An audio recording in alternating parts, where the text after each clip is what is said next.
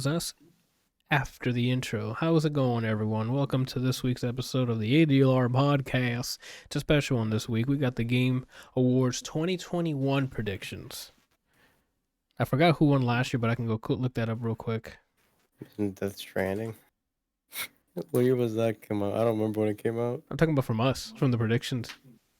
Who won? Yeah. Kelsey did, didn't he? Was it? I gotta go double check. I know I'm getting progressively worse. I went from the 2P champ. Yeah. And then I got second, and then this next year I got like third or some bullshit. Let me see. 2020 results. Randall won last year. Oh shit, spoilers. I said last year.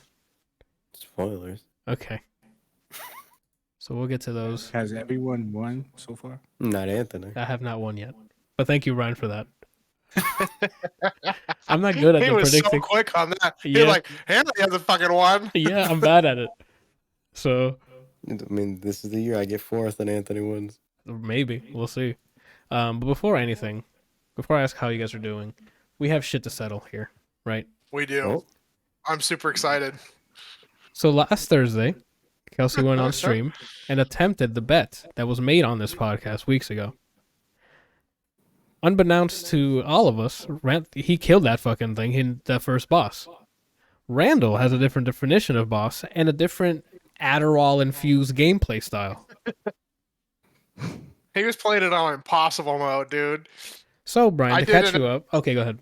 I did end up going back and trying to do it on without the frame rate limiter on. I'll ask you how that went in a sec. So, Brian, I don't know if you watched the stream or not. I was there. Okay, but did you keep watching with the frame rate cap stuff? I watched when he's like, all right, let me go back and try from the beginning, and it literally looked like floor skip American Dad scene. Yeah. So, Kelsey started the bet. First level, goes through. First boss comes up, kills it. So I look at Randall like, what's going on? And he's like, that's not the first boss. I'm like, okay, we'll leave it at that. Brian goes and searches a video that says all bosses. And that was the first boss that came up, Randall. So then again, I'm like, all right, Randall, so what are we doing here? Like, he ran through that. Time goes on. Kelsey keeps playing. I think you got to like the fourth boss or something like that. What was the guy, that frog-looking thing with the red thing behind him? That was the one that you got to. That was it wasn't a boss. It was a mini boss. It was the second stage mini boss, first mini boss. Gotcha.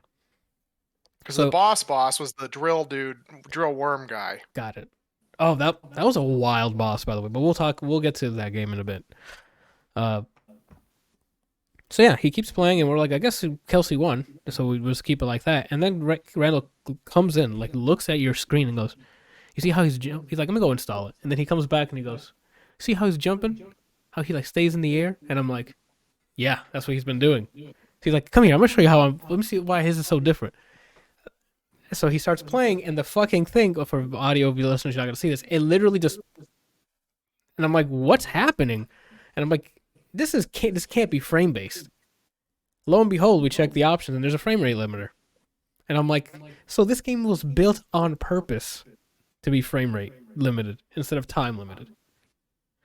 Or frame based instead of time, like most modern games. That way you can get a high FPS and not have to worry about shit being super speed.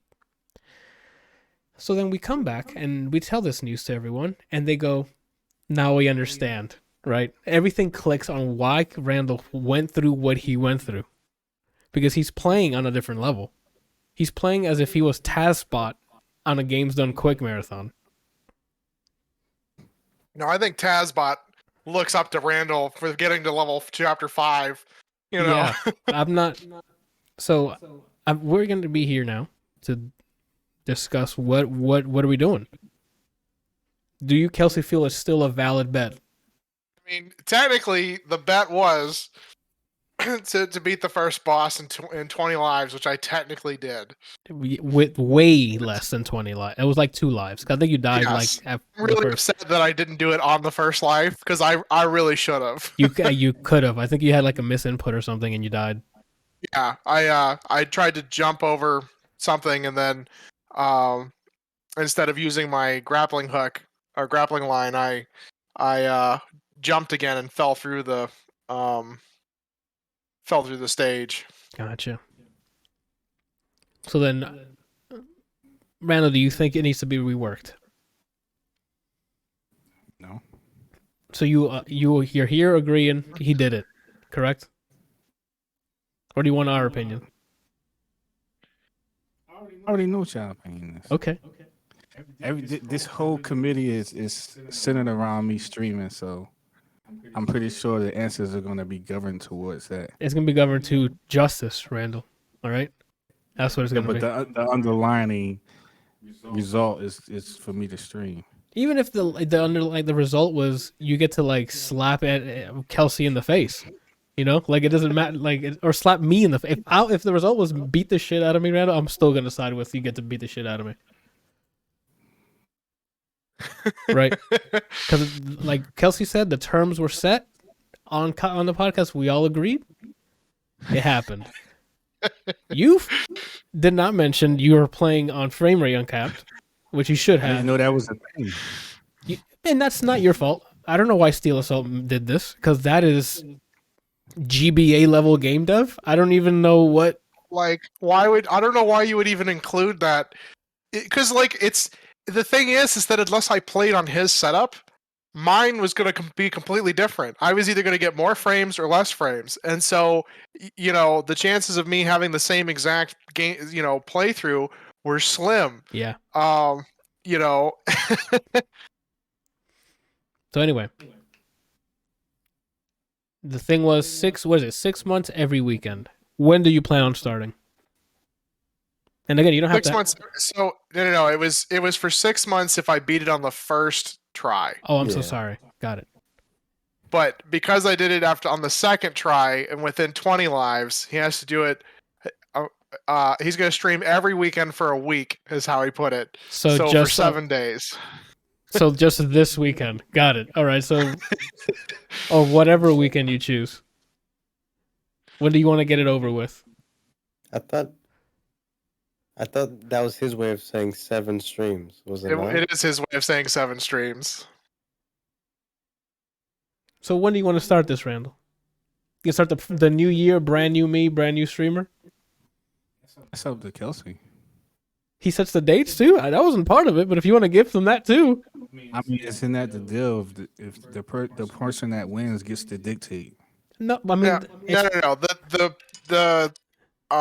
The dictation is that whether or not I won. Yes. The whole thing was if I won, you would have to stream. There was never any term said about me choosing when you stream. Yeah. But we're not going to go into this. Oh, well, I'll stream in 2042. Okay, Yeah. like I'm not doing that.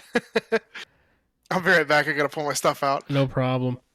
Just pulls his dick out. Yeah. Oh. I know you're not asking for my advice here, Randall, but I would wait. Like, get these 2 months to prep your stuff with like a mic, a camera, and to start the new year with it. But that's just me. When do you feel like you're ready, Randall? That's Sounds reasonable. Are you gonna do? Well, I mean, are you gonna do it with a camera? Are you gonna do it with mic or just game? I mean, technically you can just do gameplay. Like you don't even have to. I have a mic. I just gotta get a camera. You can, if you want to use this and not invest in another one, that's up to you. That way you don't have to quickly spend a bunch of cash on that extra. Well, one. I already planned on getting the camera because I'm gonna need it for my the art stuff. In the photo shoot for my clothing line. Ooh. Also, let me know when you're ready. I'll wax. When I say photo shoot, I don't mean like eventually I will have to put people in the clothes, but I mean like marketing, like stuff that I'm gonna post on I know. social media, like pictures of the clothes. And then like it'll be scrollable, so the picture of the clothes, and then me just wearing your shirt, nothing else. And I give him a sexy look. What do you think? I don't know if that's gonna be marketable. What about for Valentine's Day? I mean, that kind of applies. I don't know. Man, I see it. Whatever, man. You can just say "fuck you, Anthony," right? What? No. All right. So we nailed it then while you were away, Kelsey. So I told him my advice would be to gather whatever equipment he needs, and then new year, new him. He does the stream, and he's like, that sounds reasonable. That's not bad. I mean, since we're reaching the holiday times, people are getting Is there a limit to how many things you want me to add to this list? like I said, I want to play it by ear because like I would like all of us to go through the lists. Obviously not the games because some games can take longer than others. Brian, you're Kelsey. He's speaking about the bracket fights list. Like the music, I put for December 6th because we can listen to music like they're minutes long, right? We can go through and listen to tracks and just go through. And so that way when we're putting up against them, we don't have a bunch of cases where it's like, oh, I didn't hear the song or I didn't hear this song. Yeah. Where does Drake's "Sexy" fall into? I didn't put it on there, but you can. You haven't put anything on there yet. Brian's doing it now, but if you want to put it up there, that's fine. No. I didn't like that That is song the most at all. emotionless thing I've ever heard. I'm right there with you. I didn't put it on there because I didn't like that one at all. There was like 2 tracks on there I did put from that album, but that's not saying much because it came out with like 16 tracks. I thought you were gonna put more Coldplay stuff, Randall. You just put 1. You put "Beautiful." Because I thought we could only put a track. No, if you want, you can keep. It's just tracks up against it. It's gonna be song of the year. Like if it ends up being Coldplay versus Coldplay at the end, it's fine. But doesn't it have to be in 2021? Correct. But I thought Coldplay released an entire album. Yeah, they did. Oh, and that's the only one that you were like, no, this got to be in the bracket. Okay, wait. I thought we were picking like our best of the best. Yeah. So, But I mean, like ones that so like your favorite. I would think like you meant like your favorite song on that album. his favorite songs. Like, what are you like? Oh, I would love like if it's your top so 10. you can pick more than one song on the album. Correct. Like if you like, like you see winning. Like you're like, okay, I can see the song being our song of I the don't year. see any of your stuff winning. What the hell? I just put stuff that I like. Come on, man. Nobody in here likes Coldplay like I do. It doesn't matter, but it's still a voting thing. Like once we all hear it, we're gonna be like, okay, this just slaps, and it's all a bracket thing. So it depends on who is it going up against, right? Before it was like a list, and we have to like, oh, we like this one better. But now we're having it like it's a fighting game. Like if this one is obviously better than this one, it's gonna move up, right? I think we should fight in real life instead. None of my stuff is winning. Then I don't. So none of it's hitting. I'm just gonna be eliminated the first round. I'll go back and add some more songs. That's fine. And then I don't know what I don't know what cutoff date, but I'm gonna this week and probably next week I'm gonna start going through the songs and start watching the movies that are like on the list that I haven't seen. So I couldn't add Arcane because It's a TV show. We don't do TV shows because imagine trying to like That watch attitude. that many seasons and things like that, right? I feel like that's terrible. I understand. I'm not trying to say it's right. That's like a masterpiece that's just not gonna get recognized. We're recognizing that when we review it, right? Like that's not true. It should be in the battle for best. I understand, but like we don't have a TV section, and we can't count it as a movie because it's like a 6-hour, like I mean technically Snyder Cut's on there, and that's like 4 hours, so it's like a 9-hour movie.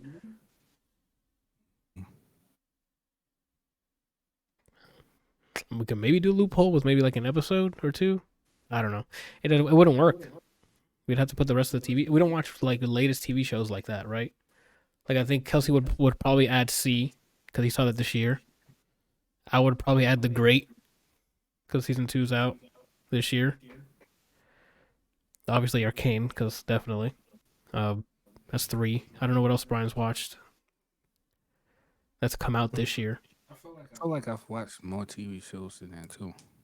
But that released 2021. I don't know. I would have to go back and check. Just I was thinking of Ted Lasso, so in the song list, I wrote Ted Lasso. Ted Lasso is also something else that came out this year. Yeah. And we all watched that too. So I mean, we're up to it. Yeah, but that's the point I'm trying to say is like to catch up on the list of stuff we all have watched this year. That takes a lot of time, and it's happening. This thing's happening in like 2 weeks, right? Or the song one is, and then to add another date for the shows. It's logistics. We could try again for next year and include TV shows, but Don't worry, I'm gonna gush over Arcane in a minute. We've seen that already. Kelsey, I'm assuming you saw it too. They all saw what? Arcane, the League of Legends show. I haven't. Oh damn. Okay. I mean, it was on my list of things to watch, but I haven't gotten around to it. All good. All good. All right. So the bet's settled. We did that. What else before we continue here, Brian? Let us know about your snacks, bro. Ooh. Oh, the controller. Yeah, he got a new upgrade on it. Did you see it? Has he shown you yet? All right, Pull so it up. boom, right? Don't tell me. Oh shit. What do you mean? I told you I'm playing Armor King. I'm lowest on the totem pole when it comes to in the know. You heard what he said? Oh, yeah. Do you know how to fight Armored King?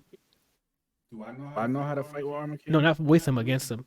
Yes. Okay. I'm just saying because remember I just started playing. He's compared to the characters I know I've been playing as of recent. He's so fucking slow. Oh. He can wave dash. You know that, right? Yeah, but I'm not good enough to wave dash in that game. Like I know what you're supposed to press. I'm not there yet, Chief. Not there yet. So boom, right? Steam Deck announced, and I'm like, gotta have one. So I reserved mine, and then I'm like, I have a laptop. This sits there. Do I really want to bring that every time I go to someone's place or there's a impromptu LAN party or some bullshit like that? Mm-hmm. No, I don't need to. Steam Deck's out. I'm sorry. The Switch Pro's out is gonna come out soon. That's all I need, right? And they said that you can just plug it into a TV and it runs. It's essentially a computer. So that got me thinking, right? I was like, what if I just make a portable computer on myself by getting the peripherals I use on mine, but more mobile, right? So I got a smaller 10 keyless keyboard. I have a mouse already, the Zowie mouse that I think Javi gave me about like years ago. I have that in the tuck. Ooh. I need to get externals, one for music stuff and like business things, and then the other one would be my external for games and things. Those two are out of the picture. And I'm like, if I'm gonna have a Steam Deck and I want to be portable, this hitbox, not too portable, and No. it's gonna be a waste if I don't use it. Yeah. It's a lot of extra real estate I'm taking with me, right? Yeah. So then I started seeing rumblings of, well, hey, we're here at Junk Food Arcades, people who made it. We have a hitbox layout controller is small enough to fit in an envelope. I'm like, what the hell? That has to be ass, right? I start watching reviews. People are like, yeah, it's the same thing, just smaller. Feels comfortable, and apparently you can run it over with a truck and it's still fine. Jeez. Durable. So I was like, oh shit, I don't know. Let me go look at it. Wait, what is it called? The Snackbox Micro. So then I looked into the website. Oh, the price, it's not stupid expensive. It's, I think, similar, $5 cheaper than the Hitbox. And I'm like, oh, well, I don't know. I'll wait a bit longer. And when you go to add a cart, you have to pick a specific window date before it arrives. I'm like, I'm not going to leave things to chance. Okay. I'm not going to be, oh, I have my Steam Deck, and then it says, yeah, next year this is available. Uh-huh. So I think months ago, I set it for November, and then there was a week back order because chip stuff. Yep.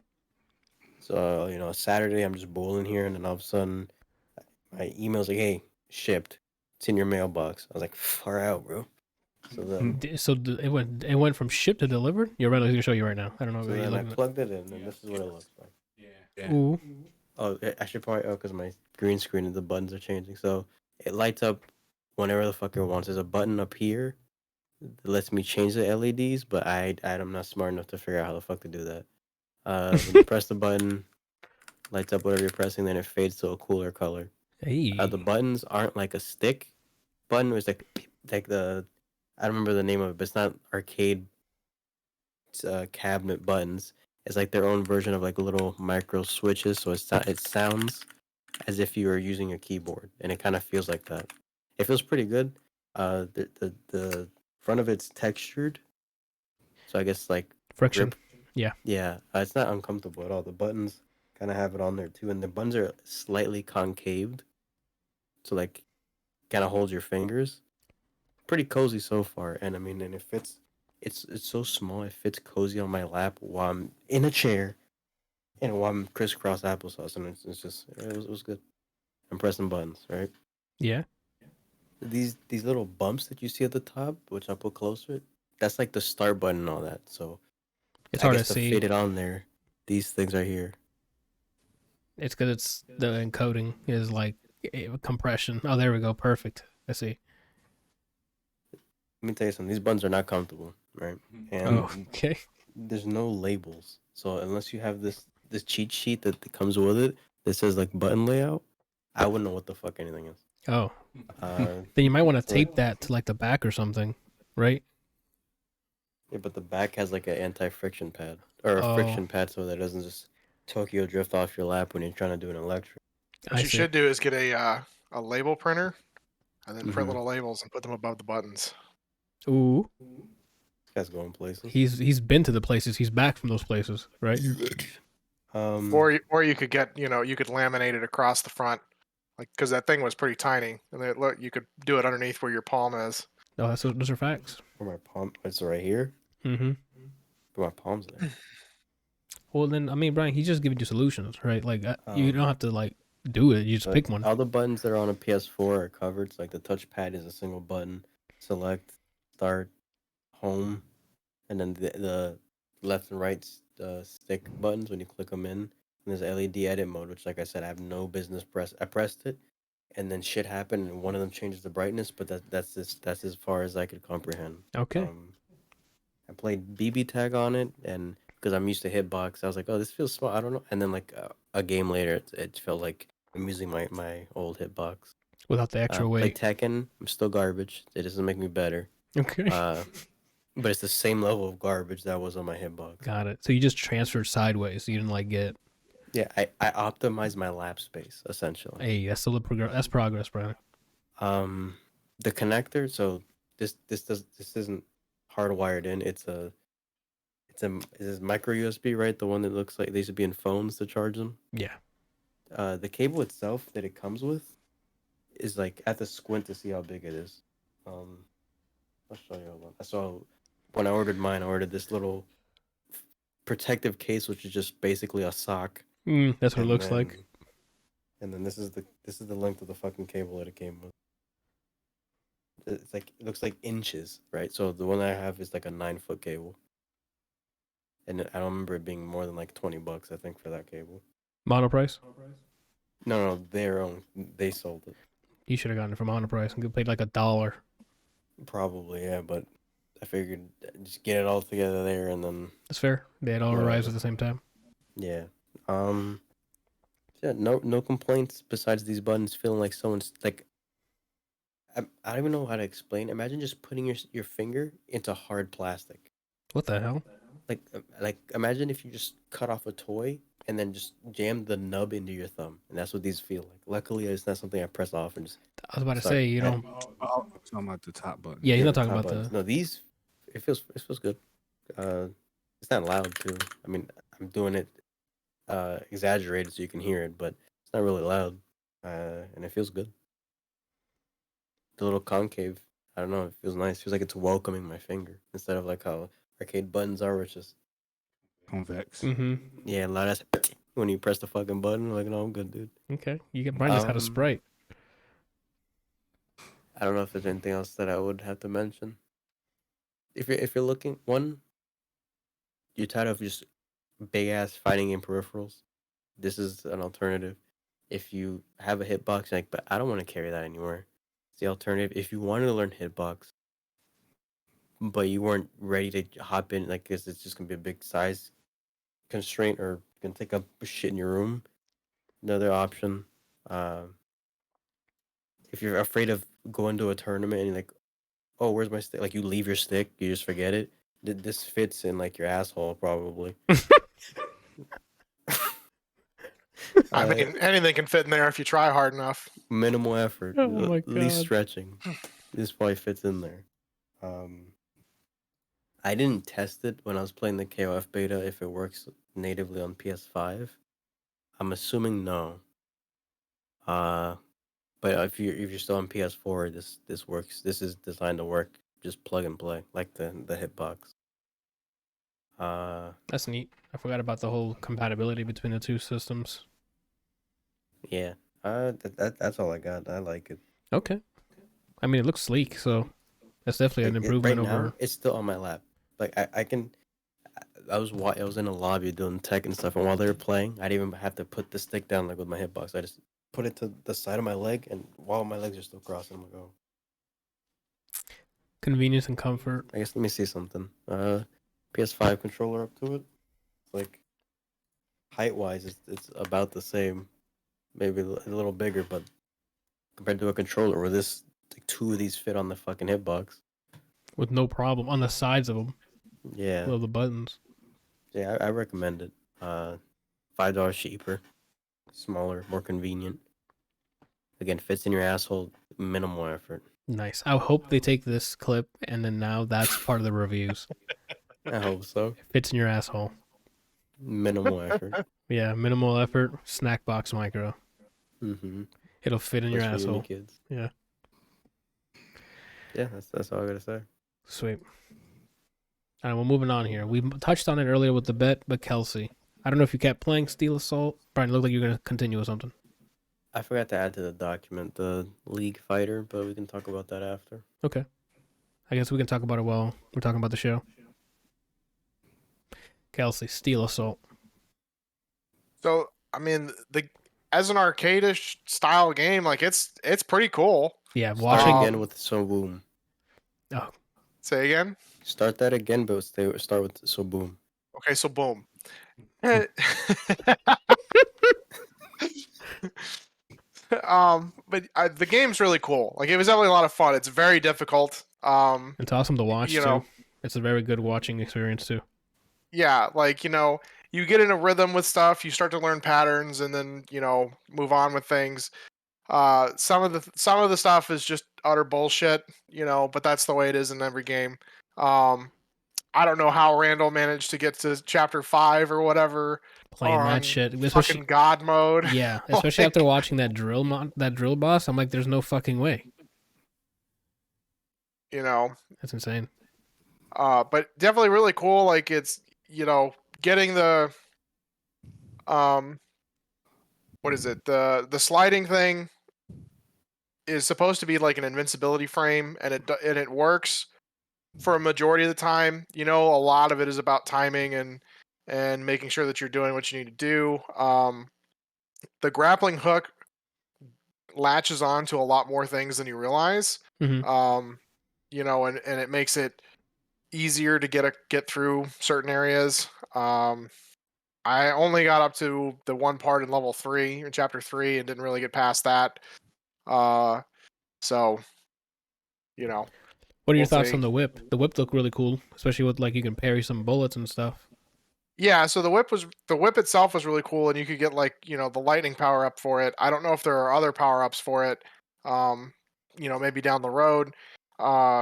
You can Oh, smack bullets out of the air and get rid of them as long as they're apparently not flashing.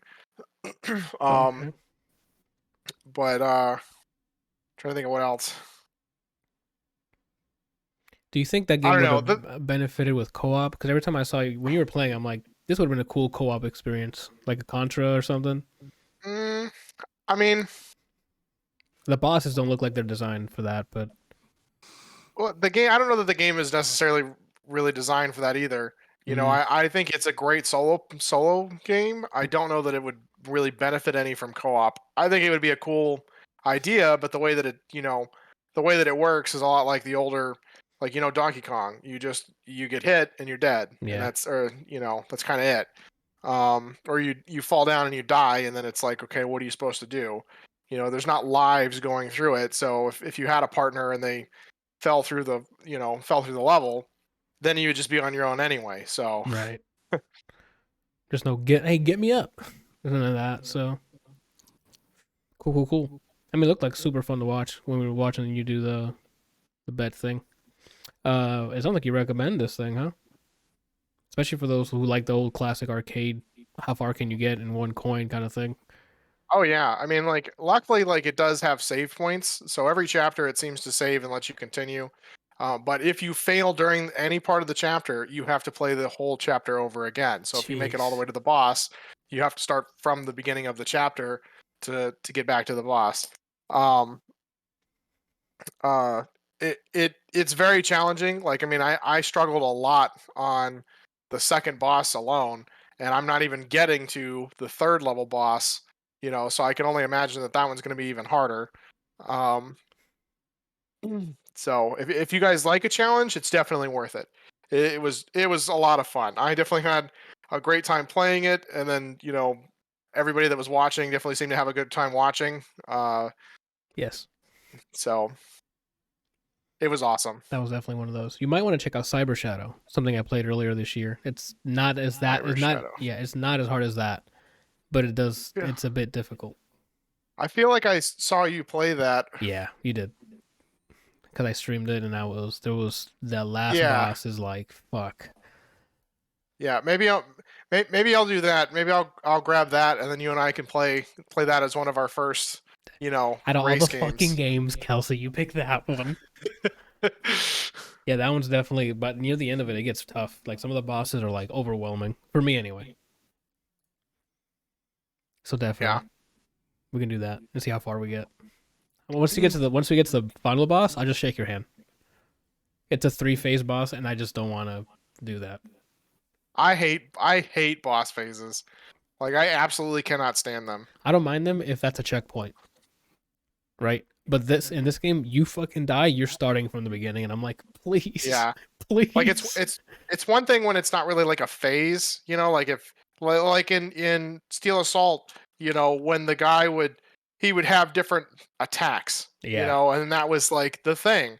Not like a phase where it's like, oh, I'm punching you. Oh, you're just suddenly immune to all of my damage because you're doing nothing, Like, no, that's not how this works. Yeah. From what I remember, the game that does it correctly, Bloodborne, when you're fighting the guy that looks like Abe Lincoln and turns into a werewolf, while he's turning, you can still beat the shit out of him. And you see health still going down. He doesn't from what I regenerate remember. health? No, he just turns into a werewolf and then goes full Berserker Barrage. Even so, okay. See, I like that. So even when he goes, From what I remember, I could be wrong.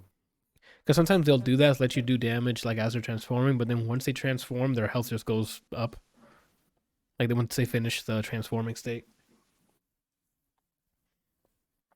Anywho, all right, cool. Definitely, that's definitely one to play with frame cap on. Yes, definitely keep the frame limiter on. I don't honestly know why that's even a thing Same. anymore. Like, when I saw that option, I'm like, what?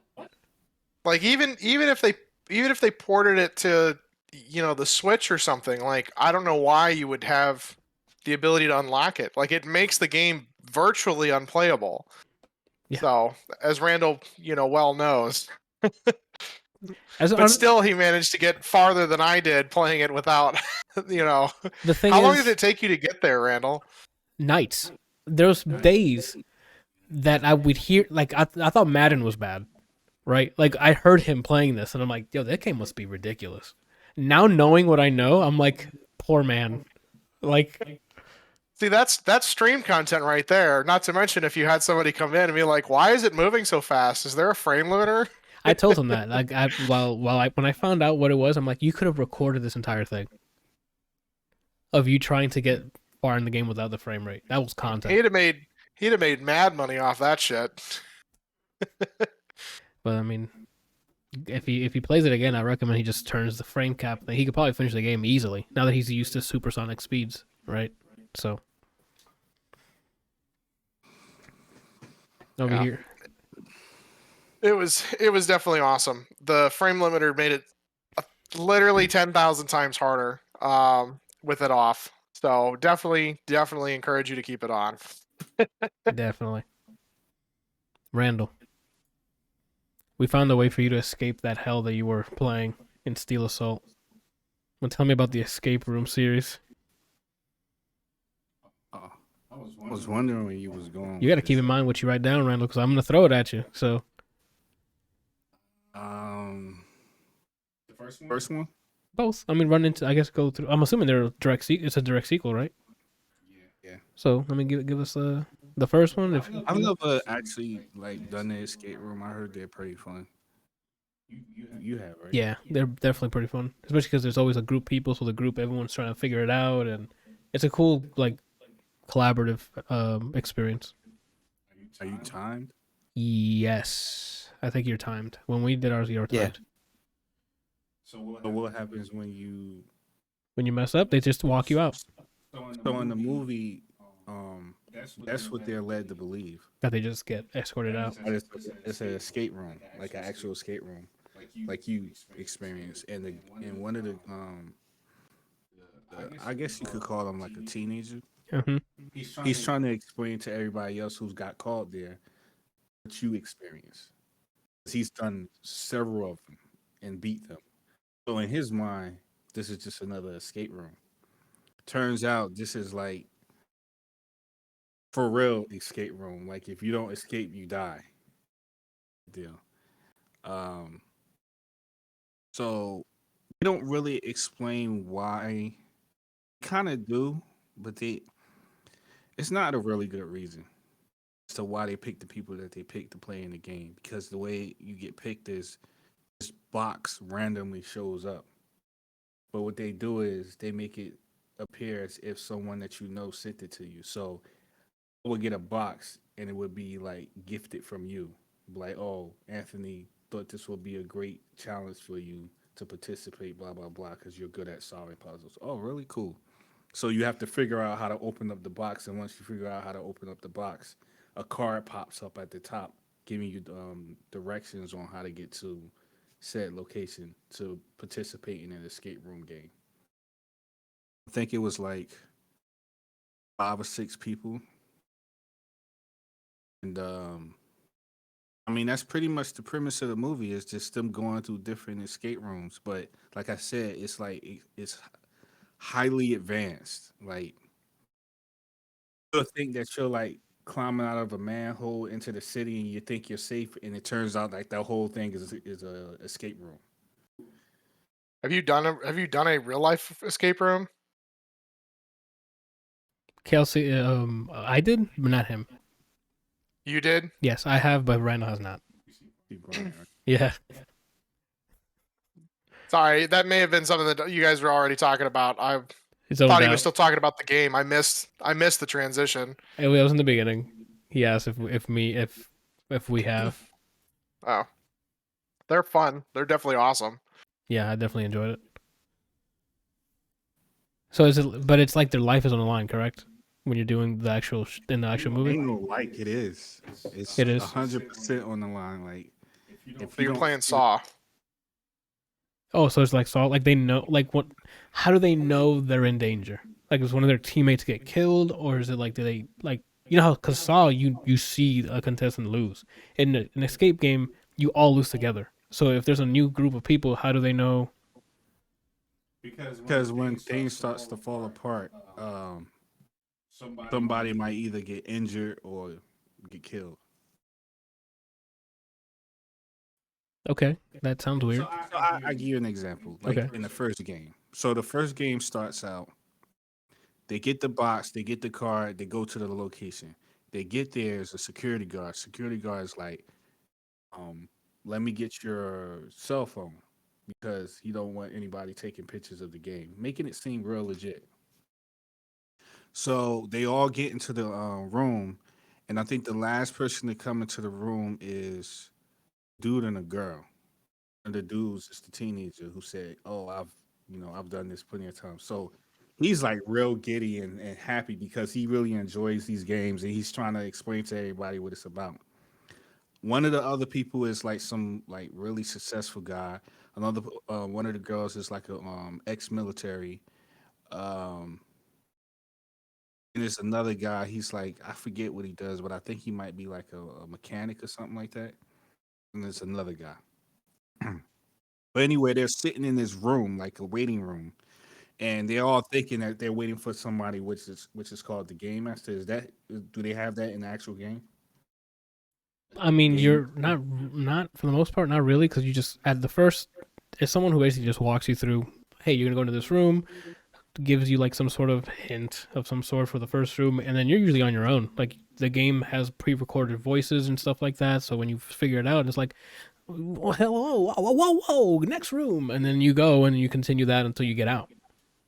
Unless, of course, like the game master, unless you're like, hey, we need help because you're completely lost, and I think they give you like a couple hints, like 2 or 3 hints or something, Yeah, we but- got 3 in ours. We had like a walkie-talkie that we could ask for 3 hints, and that was it. But then after that, you're on your own. But they don't. But it's not like full-on conversations with the guy. So that's what the kid was explaining to everybody. He was like, usually a game master comes in and explains the scenario, then you have to figure it out or whatever.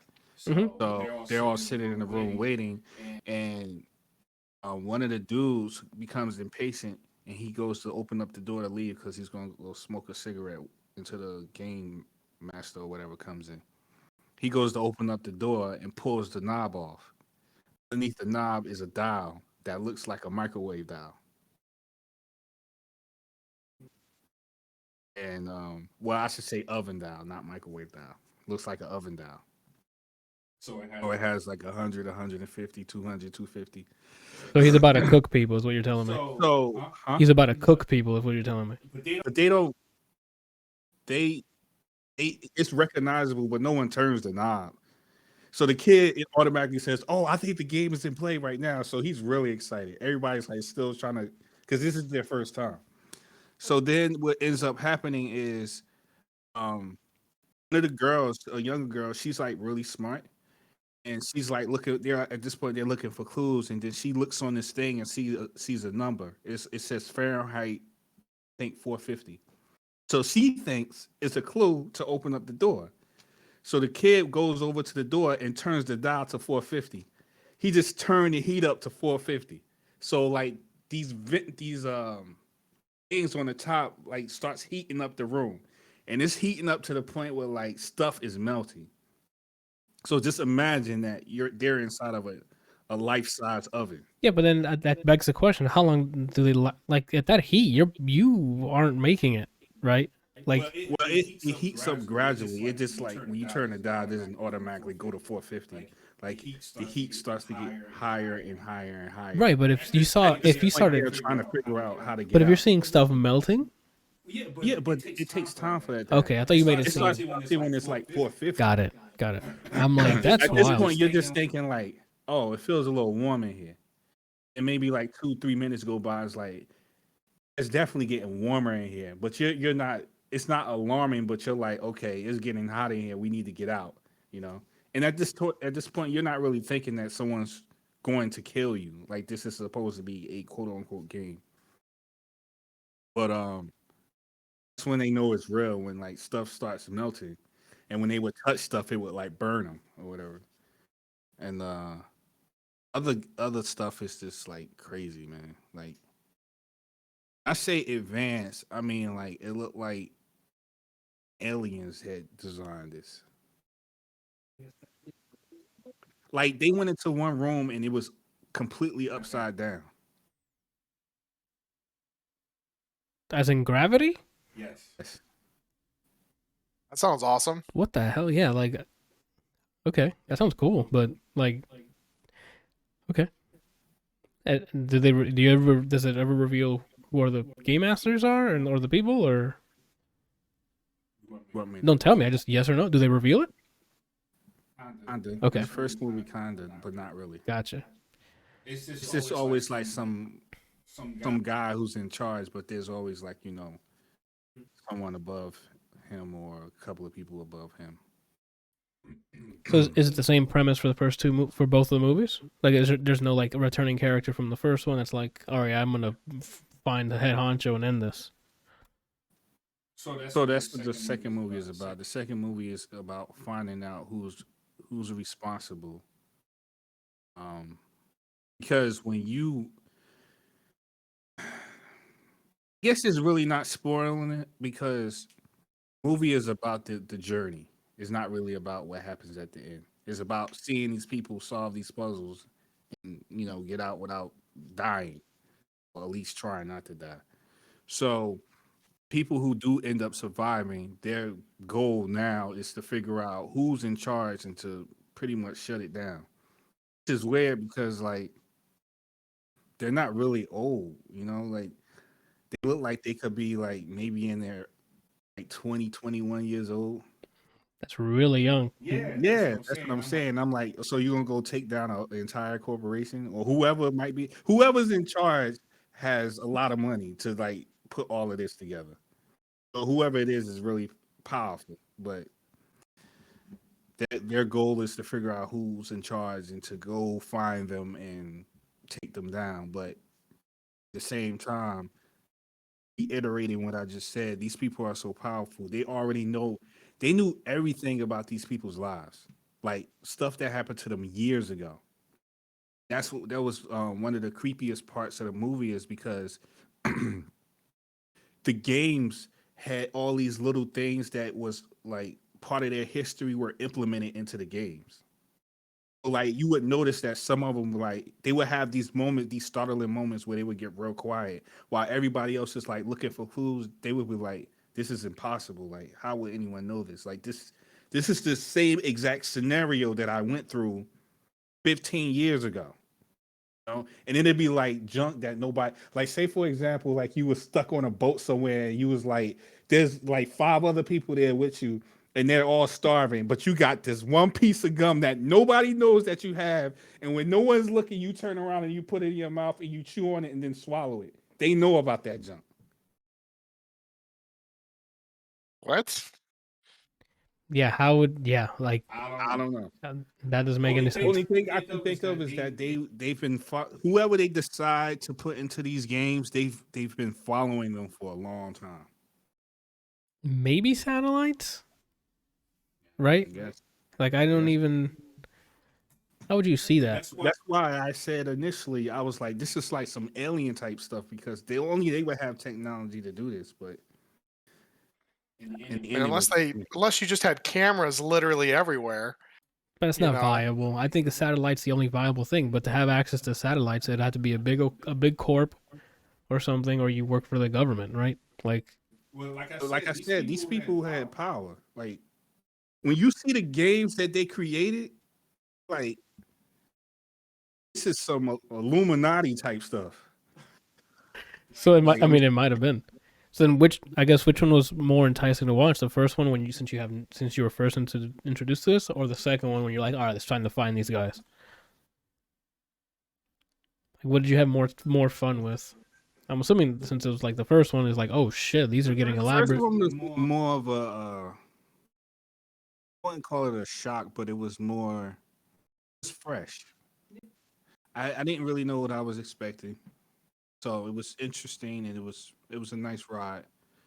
The second one was more of the same, but it was just like in the back of my mind, I'm like, this is unbelievable because, well, in the beginning, I felt like it was unbelievable because there's no way anyone who goes through that type of situation without the necessary resources is not going to be like, okay, I'm going to take these, whoever they are out there, I'm going to find them and I'm going to take them down, just me and my friend. Like, that's not realistic. But they did it in such a way they found them. The people that's in charge of the games. They found not that they found them, they always knew where they were at. So they orchestrated so that they put them in another game without them knowing it. What? Okay. So it's kind of like this. I'm telling you, some of the games were very creative, I think. But this is what I mean. Say, for example, you went through all these games and you was one of the fortunate people to escape, right? Wherever it might have been. Let's say it all happened in Miami. Let's say you went to the game and it was in Miami and you miraculously got out alive. So you're like, okay, I'm done. I'm not having anything else. I don't want to remember this experience. So you come back here home. Say like a month later, you go to your bathroom to use the bathroom. You are now in the game.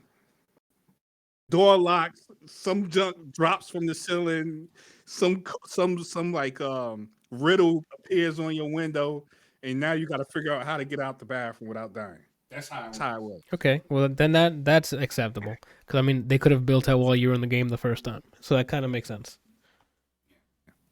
That's not bad. And then the last question that do you care about the people in the game? Because there was some. I cared about one. Well, I cared about. Yeah, you care about the characters. Of course, they had characters that was like annoying. I was like, I don't care if he gets bodied or not. But there was like 3 people that I actually genuinely cared about. I ask because I don't know if it's the same thing like Squid Game where all of them were bad people before going in, so it's hard for me to attach myself to any of them. Because at that point you're like, oh, I just want to see who wins and what happens. Damn, I missed that review. You did, because that was part of last week, and the name of the episode is not sponsored by Netflix because it was literally back-to-back Netflix reviews. I mean, did you want to like a quick synopsis or something? Just sure after this. Okay.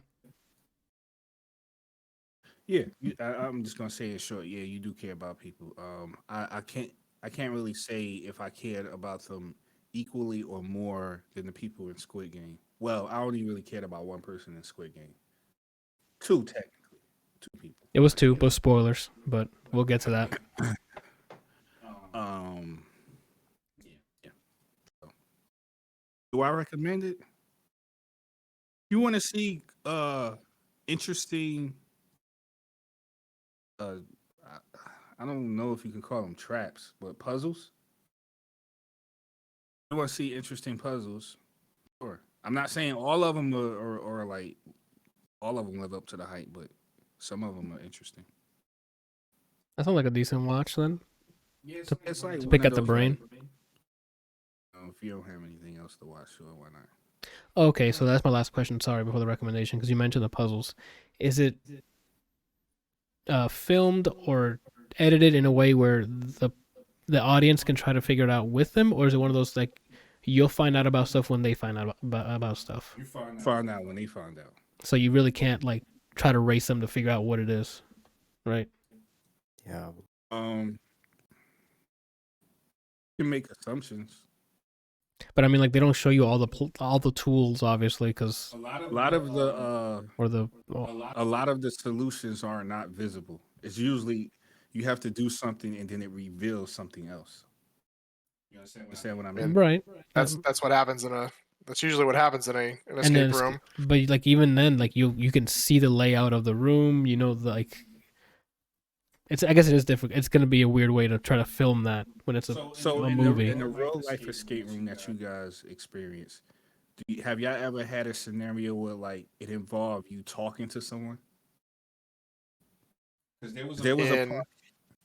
You talk about in the escape room? Yeah. I'm not talking about the party that's helping you. I'm talking about like in the movie there was a part where like they had to do a certain thing and they had to figure out that they had to answer the phone when it rung the 3rd time. That's really weird. So then they'll have to pick up the phone on the 3rd time and there's someone in the other line. Pick it up the 1st time or the 2nd time, no one's there. But on the 3rd time is when you have to pick it up and then you're able to talk to a person and then they tell you important information. Usually life or death. No, I haven't been into escape room like that, but that sounds pretty cool. It sucks, man, because some of the people that was really cool died because of stuff like that, man. Okay, that sounds really interesting. That's definitely a popcorn flick. Like, hey, let's see what happens next. It's one of those you just along for the ride. Then that's not bad though. I will real quick just so we can end this. Was one game similar to what you were asking, as far as like, are you able to look at the layout and see what the obvious is? There was one that was like built like a bank, so there was a safe at the end of the hallway or at the end of the room that clearly we need to go there. But as soon as somebody stepped on one of the tiles, it was a whole bunch of lasers that popped up. I'm talking about lasers that like fit touch one of somebody's shoulder. Resident Evil lasers. Yeah, That's all you gotta say. We know the lasers now. We seen what happened to that dude. Except for they didn't move like Resident Evil. They don't need to. I know what happens if I try to move through it. Right. That's all I need to know. If it's Resident Evil lasers, stay the fuck away from that. Right. That got turned into a checkerboard. I don't know if you remember. That jump was unfair though, man. Because at first it was a grid, and then the jump turned into like a grid spinning. How the heck are you supposed to get through that? Very carefully, right? Correctly is the answer. Yeah. That's wild, man. Okay. I guess a quick thing for Brian to catch up since he wasn't here last week. I ended up liking the show. I didn't like the ending, like just like you. I thought it fell flat, and it looked like it ended in such a way where they wanted just to make another one.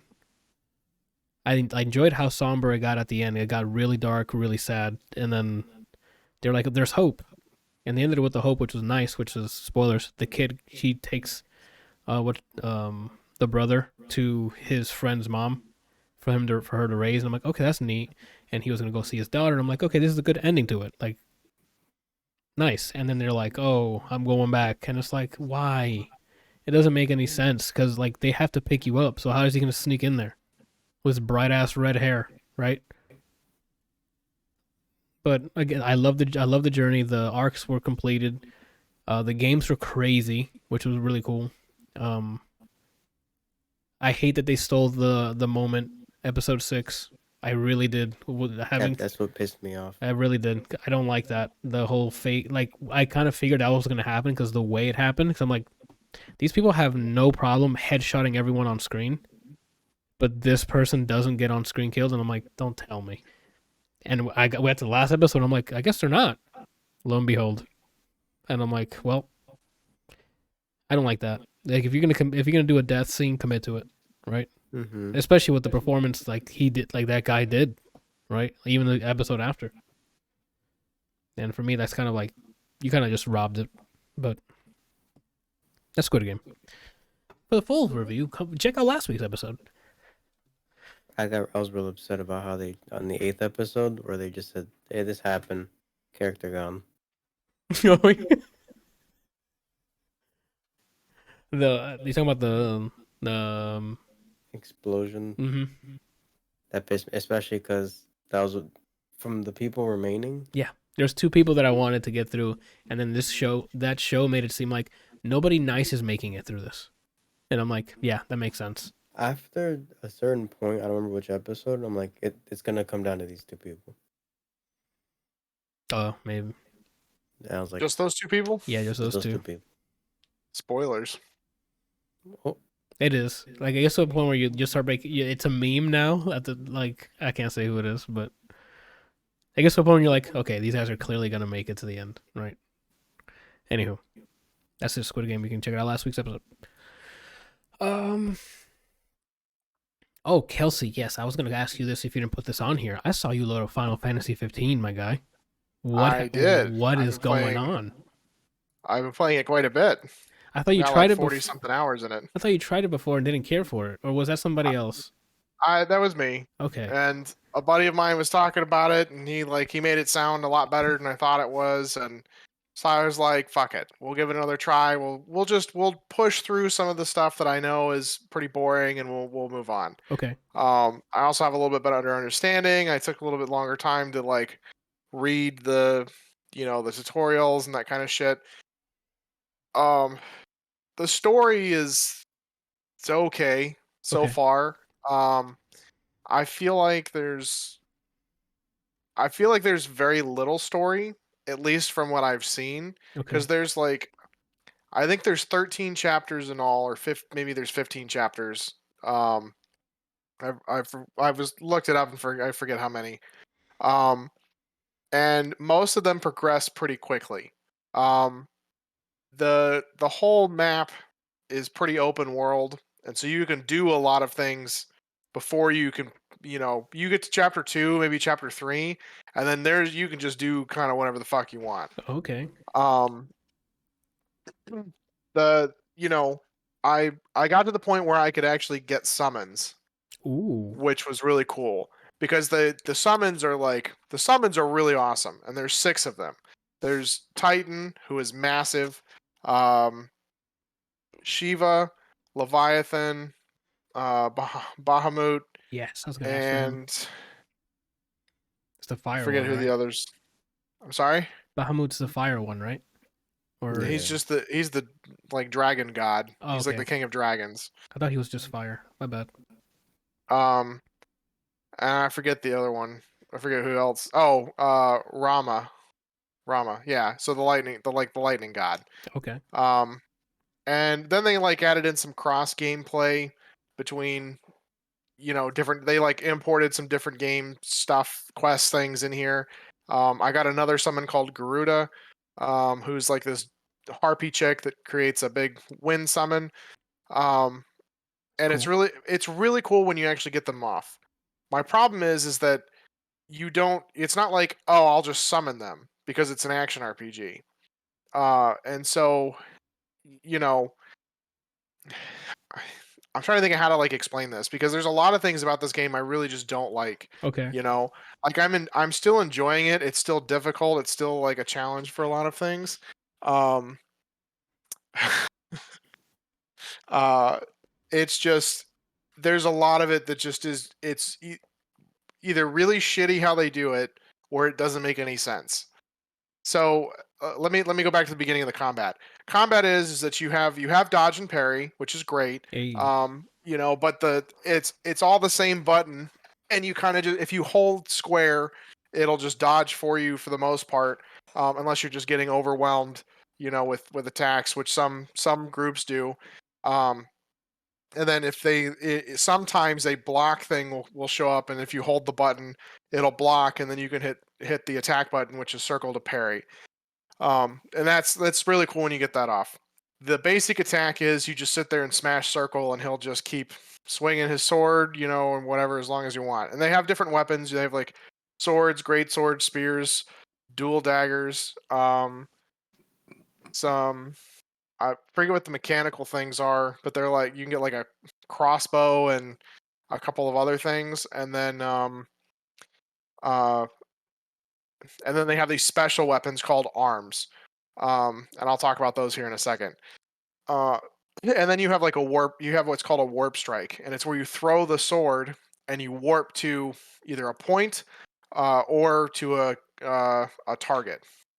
Okay, Okay. and it's the mechanic itself is really cool, and I feel like they missed out on a great opportunity to allow you to like move around the world with it or use it as like a puzzle mechanic, throughout the game Like because for there's like tombs platforming and or stuff, or like. yeah, because like there's like tombs and things that you go into that you know there's like little puzzles and things like that, and it would have been way better if you could like use that mechanic throughout the game. The combat itself feels really one dimensional. Like you can dodge and parry, for the most part. It's not really worth it for a lot of things, because you take damage and it's like who cares. Um, You, it really is because so like when you take damage, the way that it works is you take damage and eventually you get downed, okay, and then your max health bar starts slowly decaying, and then when you get revived either by your teammates or using a potion, you can only get max health up to a certain point. If your max health depletes to 0, then you're downed completely, and you have to use a Phoenix down within a certain amount of time in order to get back up. okay. And if you don't, then you actually die. And so it's very difficult to actually die in the game with that, unless you're like fighting something that you just you shouldn't be fighting, and you run out of healing materials. There's a lot. It's just too many safety nets. It looks like. Sort of, yeah. And then the summons, you don't actually get to use summons. Like you can equip some magic, and the way that they do the magic is really, really strange. You like create the magic using the different elements, like there's fire, ice, and lightning, and you can have up to 99 max charges for each of them, and then you like put them in, and if you combine all of them together, the potency of whatever you're going to try and create goes up, but you'd only get like a base of 3 casts for regardless of what you do, unless you use a certain material that allows you to get more casts. And then you store it in a flask, what they call a flask, and you can equip the flask and then start using the spells, which there's a huge cooldown timer on them to use.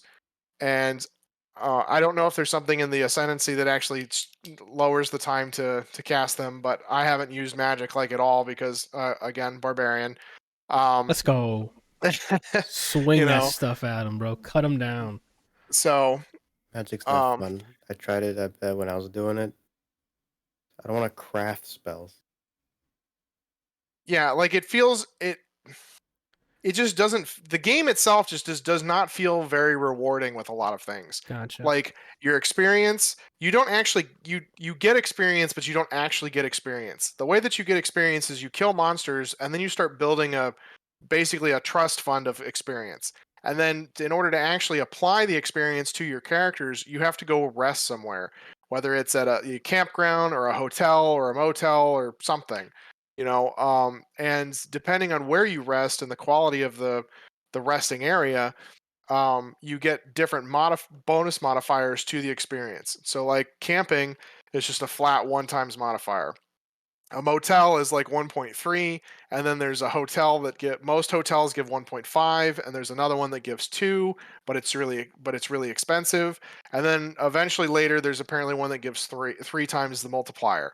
Which is like a cool thought, but like It's too literally many every other hoops to jump through. Like what? yes, and on top of that, they like you have these skills like fishing, camping, cooking, and photo taking, and Ooh, then that's good.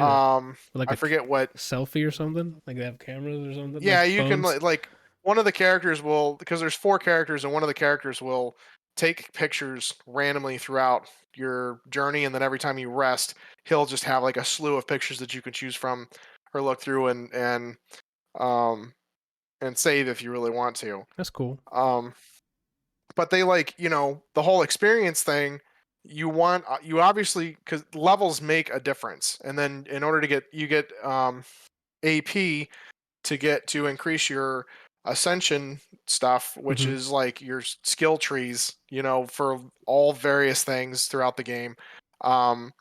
And you want to get every time you gain a level, I'm pretty sure you gain AP, and so you want to get as much experience as you can, which means that you have to go rest somewhere to get a ton of it to somewhere special, like the one that costs a lot to get 2 times the experience, and then go camp in order to get the food buffs from cooking.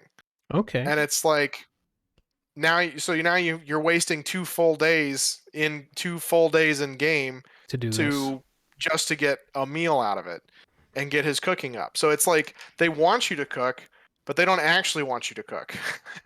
They basically just So it's like they make it the things they want you to do. They make it difficult on purpose, Yes. or not difficult. I guess time consuming Yeah. to stretch gameplay. I guess or game time. And then when you get to the chocobos, you do something and you do a quest, and then you can rent them, but you can only rent them for a max of 7 days, and then you get a whistle that you can like call them wherever you are for the most part to have them come, and you can mount the chocobo. But it's like, why Don't you have a car? why do I need to rent them? Why would you not just give me the whistle and let me fucking call them? Like, Right. Because then if you do the sleep thing, it's cheap to rent them, but then like if you do the sleep and then camp thing, that's 2 days that you've just wasted on the chocobo. Oh my So now god, the if you time's rent still it for 7, running. you now have 5 left, and it's like, well, this is shitty. Back to the summons, that you don't actually get to summon them. Like you don't get to equip them or anything. Like you get them, and then there's a random chance, which reading online seems like you can only summon each of them once per day, and it only ever really appears in battles that are fairly lengthy. Like, if you're fighting something that's taking more than 10 minutes or something, there's a chance that you get to summon.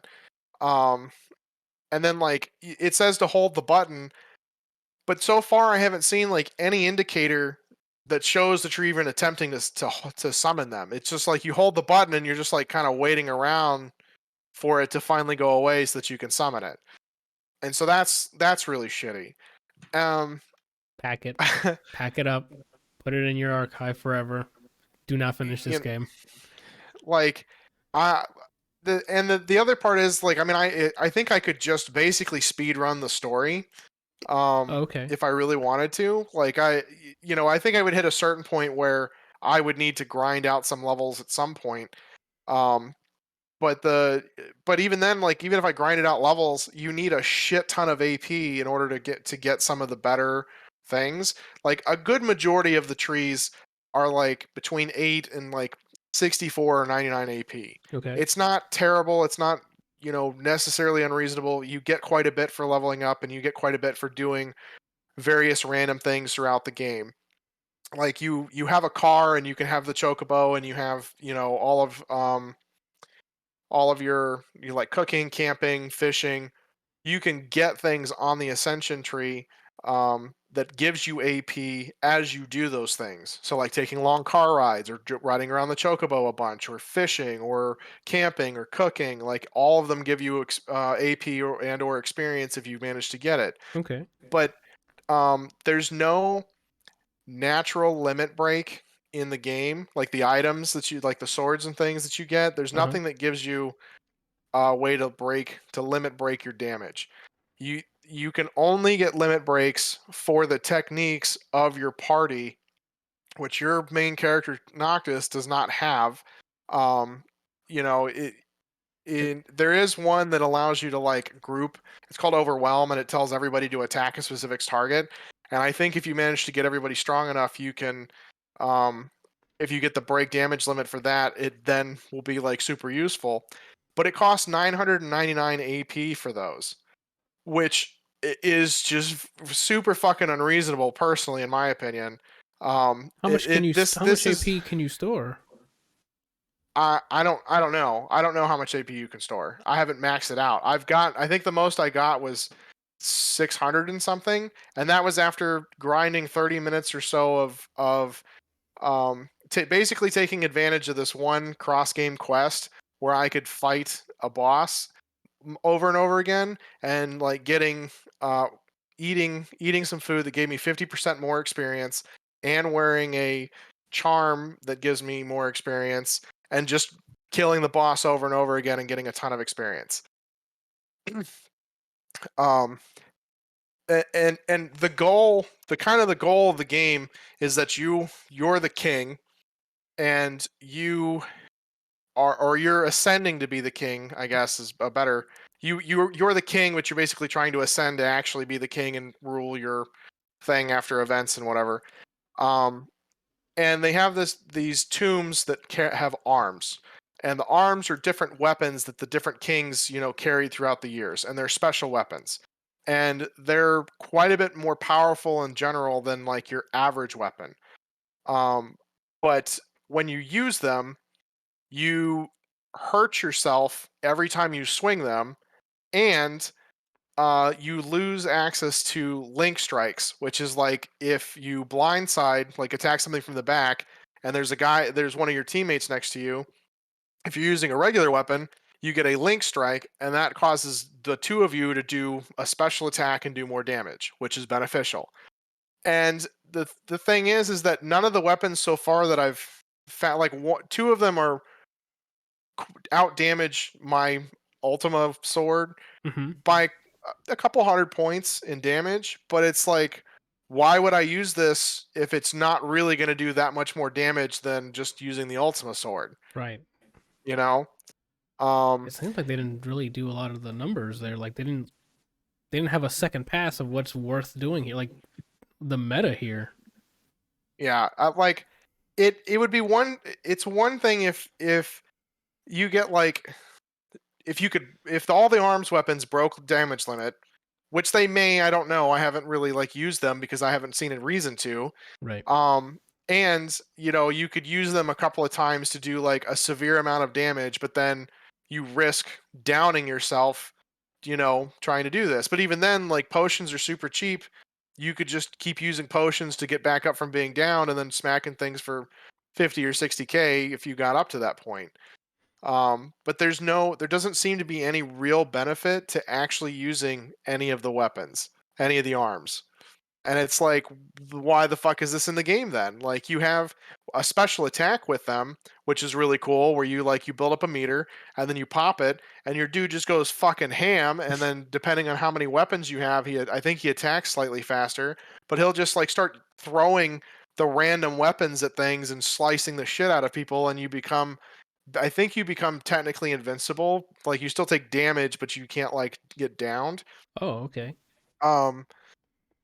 But it outside of that, it's like that's just skill. You could just make that a skill. Mm-hmm. Like, that's a skill I could unlock in the Ascension tree. Damn, I I don't don't know. I don't know how you're still pushing through then. If the story ain't that great and you're jumping through hoops to get the smallest thing done, Yeah, like I think the max level is 120, and I think I'm at like 98 or 99, and I went from like 65 to 97 doing the like grinding that one boss. uh-huh. And it's made a bunch of other stuff really easy. Apparently, some of the end game dungeons are actually very challenging, even at max level. And it's one of those things that I kind of want to see this. I want to see if it actually is, worth But it. define challenging in a JRPG. So they're just hitting you with dumb attack numbers or what? Like, So I ran into a creature recently that my buddy had fought, and she's level 99.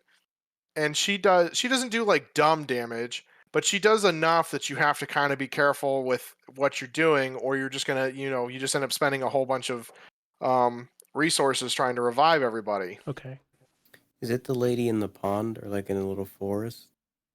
She's on a With flower or something? the two dragon heads or two like serpents. I don't remember. I remember it's a mission you get access to early. And I was like, oh, she looks cool. Let me try to beat her ass. And then they said the level, and I said, no, thank you. Oh, damn. So that might be it. Is this like in the upper left hand corner of the game? Possibly. I don't remember. I just remember I seeing think you're that. talking about the same one. Her name's Mel Stein or Mel something. But she looks like oh shit, what's her name? Who's the snake lady with that stone makes everybody stone? Medusa. Snake. Medusa. She looks like Medusa with two big snakes, two big like Leviathan looking things on her side as well. That sounds cool. Melusine? Yeah. What's her name? Let me see. I think. Let me see. Let me look at a video and see where they find her. So she's in the far northwestern section, and she's like luring people to their death, and then one of the Hunters Association asks you to go kill her. She's level 99, and I haven't been able to kill her yet because you only have a limited amount of time to actually kill her, because she only comes out at night and you have to wait around for her. And when you wait, it turns it to like 2 a.m. or 3 a.m. And then at 7, the sun comes out and then she disappears. And I got her down to like 2% HP, and the sun came out because I happened to get the summon and dropped her down from like a third. I dropped her like a third of her HP with just the summon, but then couldn't get the last couple of hits because I got downed shortly after and didn't have anything else I could throw at her. Oh. I don't know. Like, I've kind of thought about just like rushing the story. They have these what's called hunts, where you go to different diners and you talk to people and they're like, "Hey, I need you to kill this bitch," and then they're like, you have like a hunter rank, and the more hunts you do, the more stars you get and increase your rank. And then you can only accept some of them, after a while or after a certain rank. Like I said, I'm enjoying the game for the most part, but a lot of it just feels either really bland or just really annoying. I feel like this is the same problem I had before, where I was just like, this is super boring. Like, all it is just you running, errands, and doesn't feel like a real. It doesn't feel like you're actually out to do anything that's beneficial. Like in Final Fantasy VII, getting the chocobos meant that you could go get all the different materias and do all this other stuff and find harder dungeons and shit. In 8, doing like the triad stuff meant that it was easier for you to to do more triad stuff, the triple triad stuff, and you could get items and things that you couldn't normally get or would have to grind for. There was some sort of benefit for exploring and or Yeah. something. Yeah. So far there hasn't really felt like a huge benefit to exploring. Like I've gotten all of the tombs, all of the arms that I can for my current place in the story, because I think the last 3 that I can get are in chapters like 11, 12, and 13. And it, again, they're not really useful to me. You know, like there's nothing about them that screams like, oh, I should fucking use that because it's going to make me be able to finish this other mission really easily. Right. Oh. So, I mean, that sounds like it's. You I don't know. You gave it your college try. I think it's time to shelf this shit, right? Like I really kind of just want to beat it just so that when people are like, well, I mean, did you actually beat it? I can be like, yeah, and I still fucking hated it. Like, That's fair. No, that's fair. And I beat you the know? game and didn't even know I beat it. Oh wow. That's Like, how the ass story was.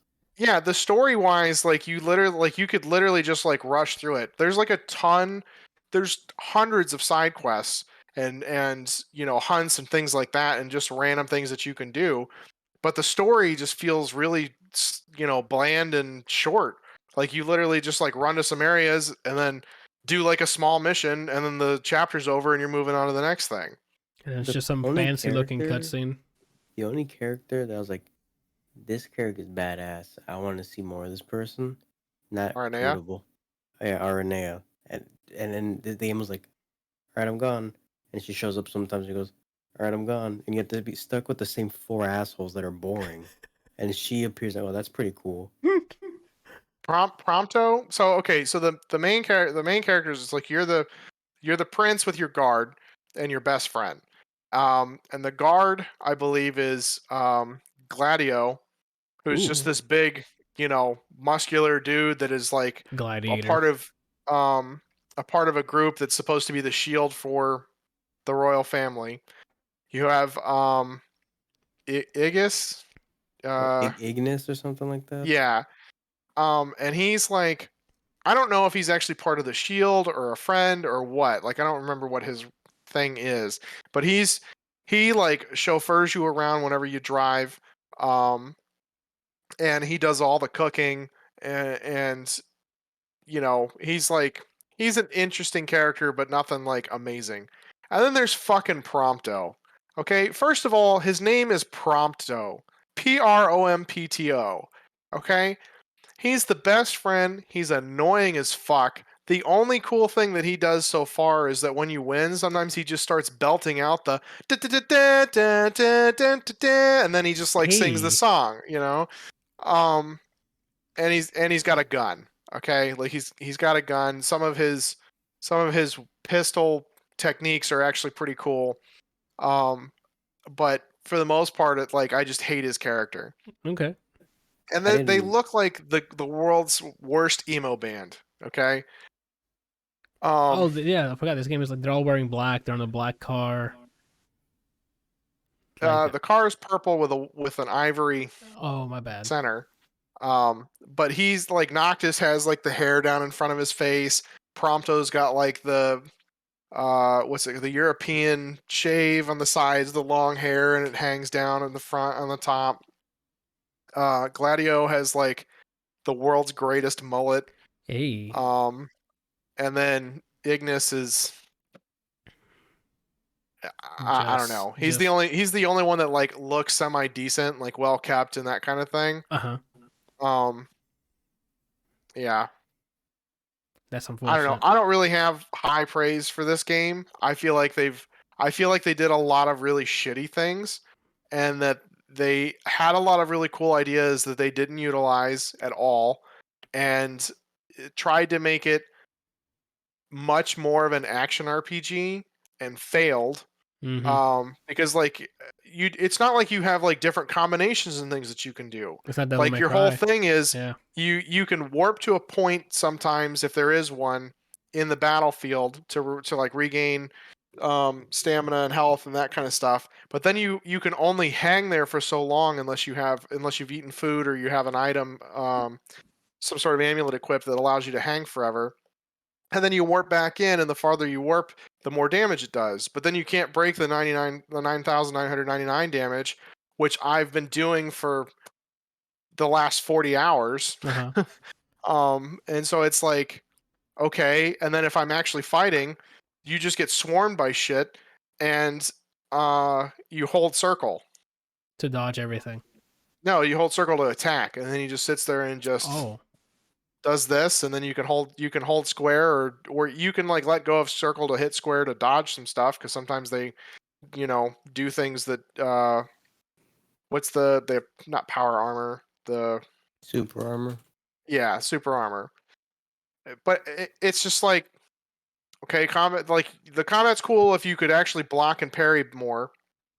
And then if you actually had combinations where you like did some stuff and then did a warp strike, that would be awesome. But which, I mean, I guess you can like hold circle for a second and then tap triangle and he'll do the warp strike right close by. But it's like, okay, not even worth it. Yes, I mean, I'm sold. I'm sold on staying away from this game, right? Period. I was gonna ask you if you recommend this, and I don't even want you to say, like, I don't want to give you the option to say yes to any of it. That's unfortunate. Yeah. All right. I mean, we'll go from one JRPG to the next. Brian, you said you called it quits on Tales of Arise. Talk to me. All right, so boom, right? I've always wanted to play a Tales game prior to playing this. They looked cool. They're action RPGs. Never got around to trying one. And I saw Tales of Arise. Like, this game looks gorgeous. There's a lady with a gun and she's a support. I was like, what's not to like? Right. Let me. I think I pre-purchased it just because it was on like a big enough sale on Green Man Gaming, not sponsored. Yeah. I was like, let me try it out. Right? Okay. So offer game's gorgeous. Yeah. Story, it was weird, but I was like, okay, I'll sit through this for the beginning. This is basically a two-parter review, right? And first impressions. Gameplay, for a big portion of the game, the combat, I was like, if they added more tactical options, like telling them to do certain attacks or like better commands, like, block here, or in Dragon Age Origins, you can basically set a if-then for how your team behaves. Mm-hmm.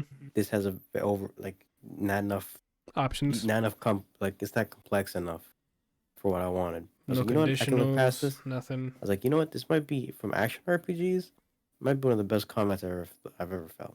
Okay. That's what I thought. All right. The story. I don't even know how to sum it up to. There's this planet, and I think they're called, people there are called Danans or whatever, and they're just chilling. And then there's other alien people called Ranans come in and like murder everyone and then enslave them for 300 years. The heck?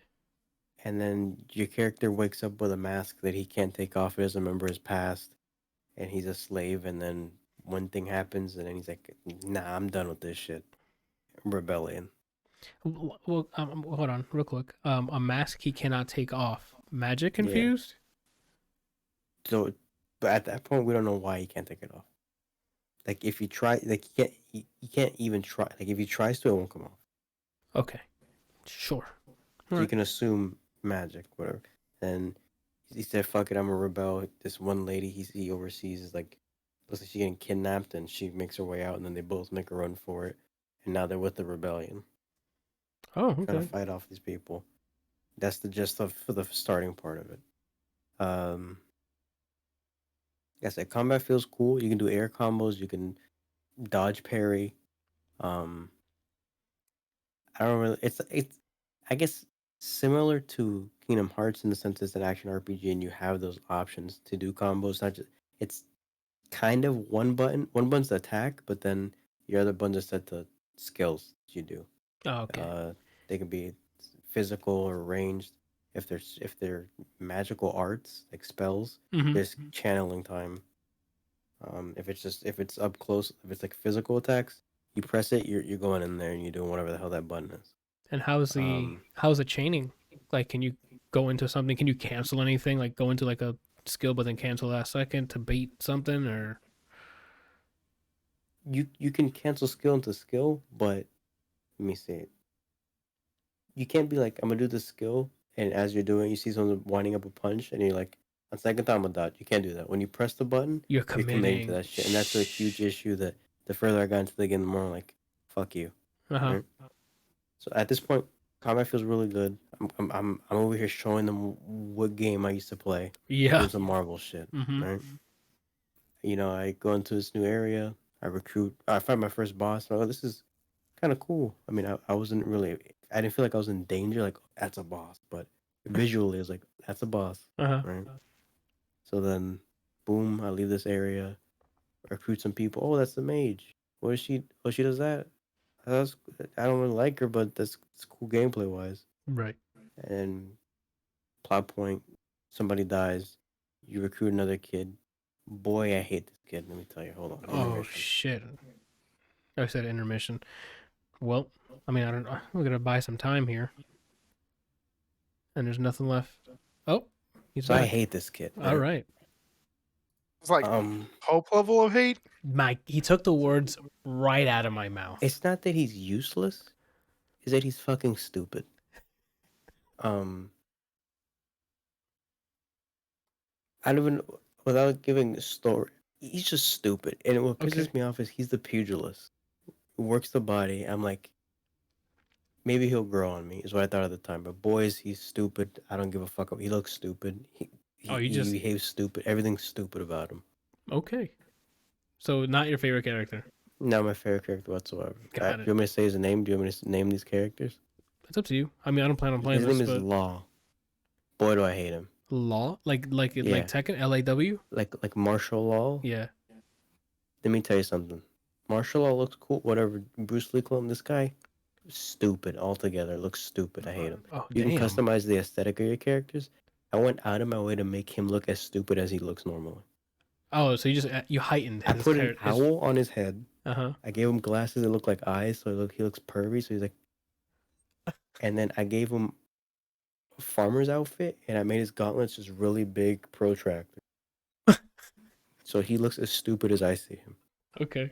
And these stay on for cutscenes, unless it's like animated cutscene, like in Pre-rendered. game. Yeah. He's wearing what I gave him. That's excellent. So I guess to sum it up, the main character, after a while, I guess this is a plot point. Mask is gonna come off eventually. Not a fan of the main character. So what I do is I put 2 bandages over both eyes, just so he looks stupid like that, right? Okay. The girl character, she's the typical, what is it? They call the trope in anime tsundere or whatever. It's the hard ass that actually loves you. Mm-hmm. So like personality wise, our whole arc, get that out of here. But she looks pretty, gun support. I showed her respect. I put her like a nice dress on. I put a rose in her hair. Ooh. Gave her glasses. Hey. Yeah, I gave her an M16. What? What the hell? Does it say M16? It's a different number, but when you look at it, you know what it is. It's an M16. Yeah. Okay. The character after her name is Rinwell the Mage. Boy, she racist. Her whole arc, because she's one of the people that were slaves. Anytime someone mentions, oh, and the girl with the gun is part of the race that came and just bodied them for no reason. Uh-huh. Anytime that race is mentioned, she's so one note with the racism. It's Frieza levels? She doesn't call them monkeys or anything, but the strong feel. I mean, they were enslaved for so long, so I get it to a point. Uh-huh. Get some depth, is all I gotta say to you. It was just you're the racist one, is what. Yeah, but she became. Got it. He's the race. Yeah, the racist mage. Mm-hmm. Interesting. Law, you can drown. Yeah, I already know where you stand on that. She had a friend of mine was watching me play, and there's a costume you can buy that makes her look like a pop idol. So I put that on her, so she looks like one of those K-pop. Oh, okay. Whatever. Yeah, so I showed her some respect. Right? I see. Law, as stupid as possible. Right. Then I go to the next area. Big buff lady. Ooh. With a shield. Wife, right? So the costume I got for the other girl came with a Nina crossover costume from Tekken. So I put it on her immediately. Uh-huh. Put a rose in her hair. I gave her an eye patch on the right eye. That's the right eye that matters. Shout out to Sagat. Let's get it. We know he's watching, so. And I put a flower in her head, right? She's dripped out. I liked her. Problem is she does no damage. She's the tank. There's a guy from her arc named Dohalim. He has red hair. He's like a king. Okay. His story was indifferent. He's fun to play as, where it's essentially get buffed for perfect dodging things, and he uses a rod. So naturally, I gave him really thick shades so he looks blind. Is it his rod? So he's walking around the cutscene. So he looks blind Using his rod. using his rod. Yeah, Oh shit. that's That's your the way to entire live. Daredevil party. shit going on Yeah. right there. There's That's the West. everyone you can recruit. That's pretty cool. That's a So, good There's a assortment of character I characters. like, but I thought it'd be funny if he was blind. Baby girl looks like Nina. Mm-hmm. You put 4 people in your party, and the other people are assists. So for most of the game, until the plot twist of my review, I had buff lady, blind guy, main character with the bandages, gun lady, Let's go. and I do like that you can still use the ones off the bench for assists. That's I didn't know. yeah, I mean, that's you fill up a meter, and then they do what's called like a break move. yeah. And if you do it on certain enemies or enemy types, it'll stun them. So like blind guy, he roots from the ground, Okay. and it's super effective against like quick evasive enemies. They'll be like, Right. the gun lady, anyone that's flying or in the air, Oof. Down. no thank you. The Mhm. mage, if you're like channeling an ability and you use her, she said you're done. Shield lady, if someone's running at you, she said nah. Law, if someone has armor, he's like, yeah, I'm still stupid, but you can't do anything, right? And then the main character, he just stuns anybody. Oh wow. Just off. Doesn't matter who Yeah, bosses you too. do it. But you hit a key point that I will That you'll get address to. later. Got it. So the further I got into the game, the more it felt like they stopped giving a This is where I started to turn around. It felt like they stopped giving a shit about combat rules that they taught you. So normally, hey, you stagger them, do some hits, combo them. And usually if you break them, more damage, they go by quick, right? Okay. Then you get to like a castle place, and there's these guards who have shields and no respect for you. In the sense that you can be comboing them, and they say that's enough, and they do like a frame 1 hit. Now the issue I have with this, you can be as fast as you want, but if I'm not allowed to cancel what move I'm doing, Right. fuck off. Mm-hmm. That from that point on, that became a common theme where I'm just disrespected. There's something charged at me. This is its body. I'm over here. It goes this way. I'm still here. It said you're dead. Their damage too, for like their disrespect to damage ratio is intolerable. That's You- insane. I'm over here doing Marvel 3 Dante combos just to get a quarter health.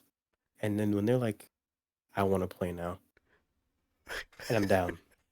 I'm like, all right. There's times where I dodge. 2 things that happen. I dodge and it parries, and I'm like, I'm going off. They don't care. They'll continue. If it's a multi-hit, they'll do another one, but you already committed to the counterattack, so Right. you die. So you get hit. The other thing is, you're like, I'm gonna read. I'm just doing this 1 hit. I'm gonna parry it. Sometimes they just run into you, and the hitbox doesn't hit you, so you just wasted your time sitting in front of them. Oh no. There's times where I'm Yeah. like, I got this, and then they just go and just smear their breast on my face. That sounds infuriating. I'm cool on So that. yeah, so it's just disrespectful, flat out, and then there's ranged characters, because you can't tell them always stay this distance. You can be like, if there's one enemy or your health is like this, run away. Mm-hmm. If even with that, like let's say they have more than the health threshold, Okay. the ranged characters are this close to all the enemies. I'm like, oh, well, I can. They're zoning right, and I turn around because I'm trying to run, and the mage is literally like making out with Cerberus going, and sometimes they're just channeling moves. Moves where they have to sit there. She's like, oh, I get hit out of it. What the hell? And what pisses me off is the characters know what they're supposed to be doing, so they'll have conversations with themselves. And the gun lady, who's sometimes she thinks Mm-hmm. she'll talk to the major. Oh, you're good at fighting from distance, just like me, huh? The girl responds as she's in front of him. As she's kissing him on the cheek. There's like the mechanic called like over limit, where You have a meter and you're just going crazy on him. And Right. if you hold a button or so, or you do something, you basically do like a little super, and it essentially just says fuck off to whatever's happening. You do the cinematic, and it resets you a certain distance. Dumbass Law habitually does it. Uh, the main character has a mechanic where he uses a fire sword, and using it does damage, kind of like what Kelsey was talking about. You can put points into it so you can hold it, and it drains more health, but you do more damage. He would wait for me to charge it so I have 1 health, and I'm about to hit, and his super goes off. So I have 1 health, it didn't do any damage, and we're far away. Habitually. Habitually. So So and what's it the pisses, point of fucking and it setting pisses me off because behavior? he looks the way I made him look while disrespecting me. So what is the point of having the logic, like the customizable logic, if they're not gonna abide to it? The only thing that I found works is if I have this much health, use this item to heal me. That's the only time they're like, gotcha, boss. Everything else is just, Yeah, they just do what they want. oh, that's the guy that Berserker barrages? Come here. I'm channeling. Fucking stupid, dude. So it's just more disrespect like that. The story got more and more anime soap opera, where I'm like, yo, who cares? I'm skipping cutscenes. Oh, he got to the point. I'm like, shut the fuck up and give me the credits. Essentially, where I'm at this point, I'm at like level 30 or 40. You said I was just 50 like, on the. yeah, that's where I stopped at 50. Oh, I see. I So see. I'm going through. You have to attack these lords. I got through the lord arc, and then there's a reason why you're fighting these lords, which are the guys that enslaved these people. Mm-hmm. I got through them, bing bang, whatever. There's this guy right before you get all of them, who's essentially Virgil if he was in Game of Thrones. That's the way he behaves, What the and hell? he's just doing helm. He's just. But I'm Breaker? telling you that he practiced all the he harnessed the disrespect energy from everyone in this world, and just did this to me the entire time. He would do a move where he dashes at me, and I'm like, I parried it. I'm good. He says, "Did you though?" And then he just does a ground pound that has things track me like projectiles. So I'm like, well, I'm in the middle of swinging, and I just had to hold that out. So with the character with the sword, the fucking main character idiot who had to use my health, Yeah. I assigned a move where I'm just zoning him, and it does like, it basically heals him how little damage it does. So I'm just like, whatever the fuck. And then whenever I get the supers, I'm spamming it to try to make him stop hitting me. That is insane. And then I'm like, all right, well I'm going in right, and I'm charging this shit. Guess who says all that work, all that patience, up yours? And the part that pisses me off, he always dies first. I mean, isn't that what main character heroes do? No. The law, the law, fucking idiot. the Always. punching. Always, dude. He's like Garrus, except Garrus was cool. Another issue in this game. You don't use mana to heal. You use these things called CP, combat, whatever the fuck that stands for. That you use to heal. And it doesn't go back to full after fights. You essentially either have to rest at a stop or use these items that fill up your meter. So normally you think, I mean, I guess that's cool because you don't have mana. This game has barricades in the world when you're traversing that you have to break, and to break them, you use the same points you use to heal. What? So, like, let's say Allah does is break rocks because he's a fucking idiot, right? So let's say a rock is covering this, and you want to get to whatever loot's behind it. You have to consume those points to get past it. Sounds really shitty. Yeah. So I have to give up the healing that he needs because he's gonna die Mm-hmm. to get this loot that is it gonna keep him alive? No. Probably not, because he's running in there doing law stuff, right? There's also these things called what's it called? Gigants or whatever, big ass monsters. They're like late game or further game that you kill them, and when you kill them, they give you a flower that increases your maximum CP points that you can have. And those disrespect you too. No, sometimes, hey, you hit them with this in a weak spot, they'll stagger a bit. I got to a deer. Let me tell you something. He didn't give a single shit about anything I did. He has this move that charges, and he goes like this, right? He goes, Okay. dodged For that. audio listeners, he like gave you a very sturdy what's up.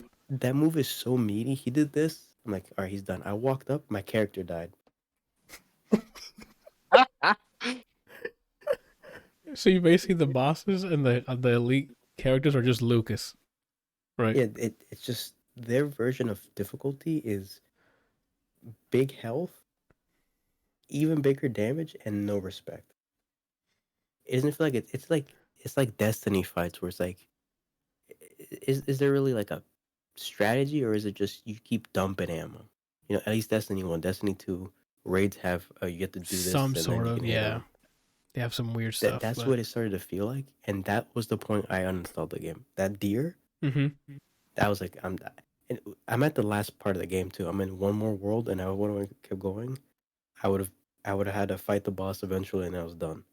But I was like, for giggles, because at this point, I changed my party. I put whoever. The reason Law was in there is because I got fed up and I started looking up builds. I'm Mm-hmm. like, let me put this stupid idiot because he does so much damage. That's what I was told. Uh-huh. How you do damage if you're dead, right? Spiritual damage. I started putting items on specific skills. I'm like, I'm gonna get through this. I looked up what level the boss is, level 60. At the point that I'm at that world, I'm not even level 50. Like I just hit 50 and tried to swing at that deer. That's wild. And I was like, Excuse me. is this worth? I kept playing so that the 60 hours I put in would have been worth it, and the $60 I spent. $1 an hour. I'm Done. There's some point where I loaded the game up and got pissed as I loaded it in. Just because I know what's coming. Okay, so then Fall Guys or Tales of Arise? Damn. I thought the easy answer would have been Fall Guys because Well, if it's being recorded, if other people are watching, mm-hmm. at least Fall Guys entertains them. Oh, I see. Yeah. The Tales, I don't get anything out of it. Right. Because with Fall Guys, you get a bullshit minigame and you either spectate or you start with something random. Right. If I die in Tales, I fight that shit again. Right. That's true. So you're going back to the same hell. Yeah, so back to the random bullshit story. So I fought Virgil Snow. We're calling Virgil Snow because of Game of Thrones. Okay. And you're like, oh, I guess we finished this arc. This is what's gonna happen. We gather these things. Randomly, this little girl in a red dress comes out with her hand like this, black eyes like if she's an alien, Okay. and then just takes all of them, puts it together, and then my character stabs her in the face. And then it says 1 month later.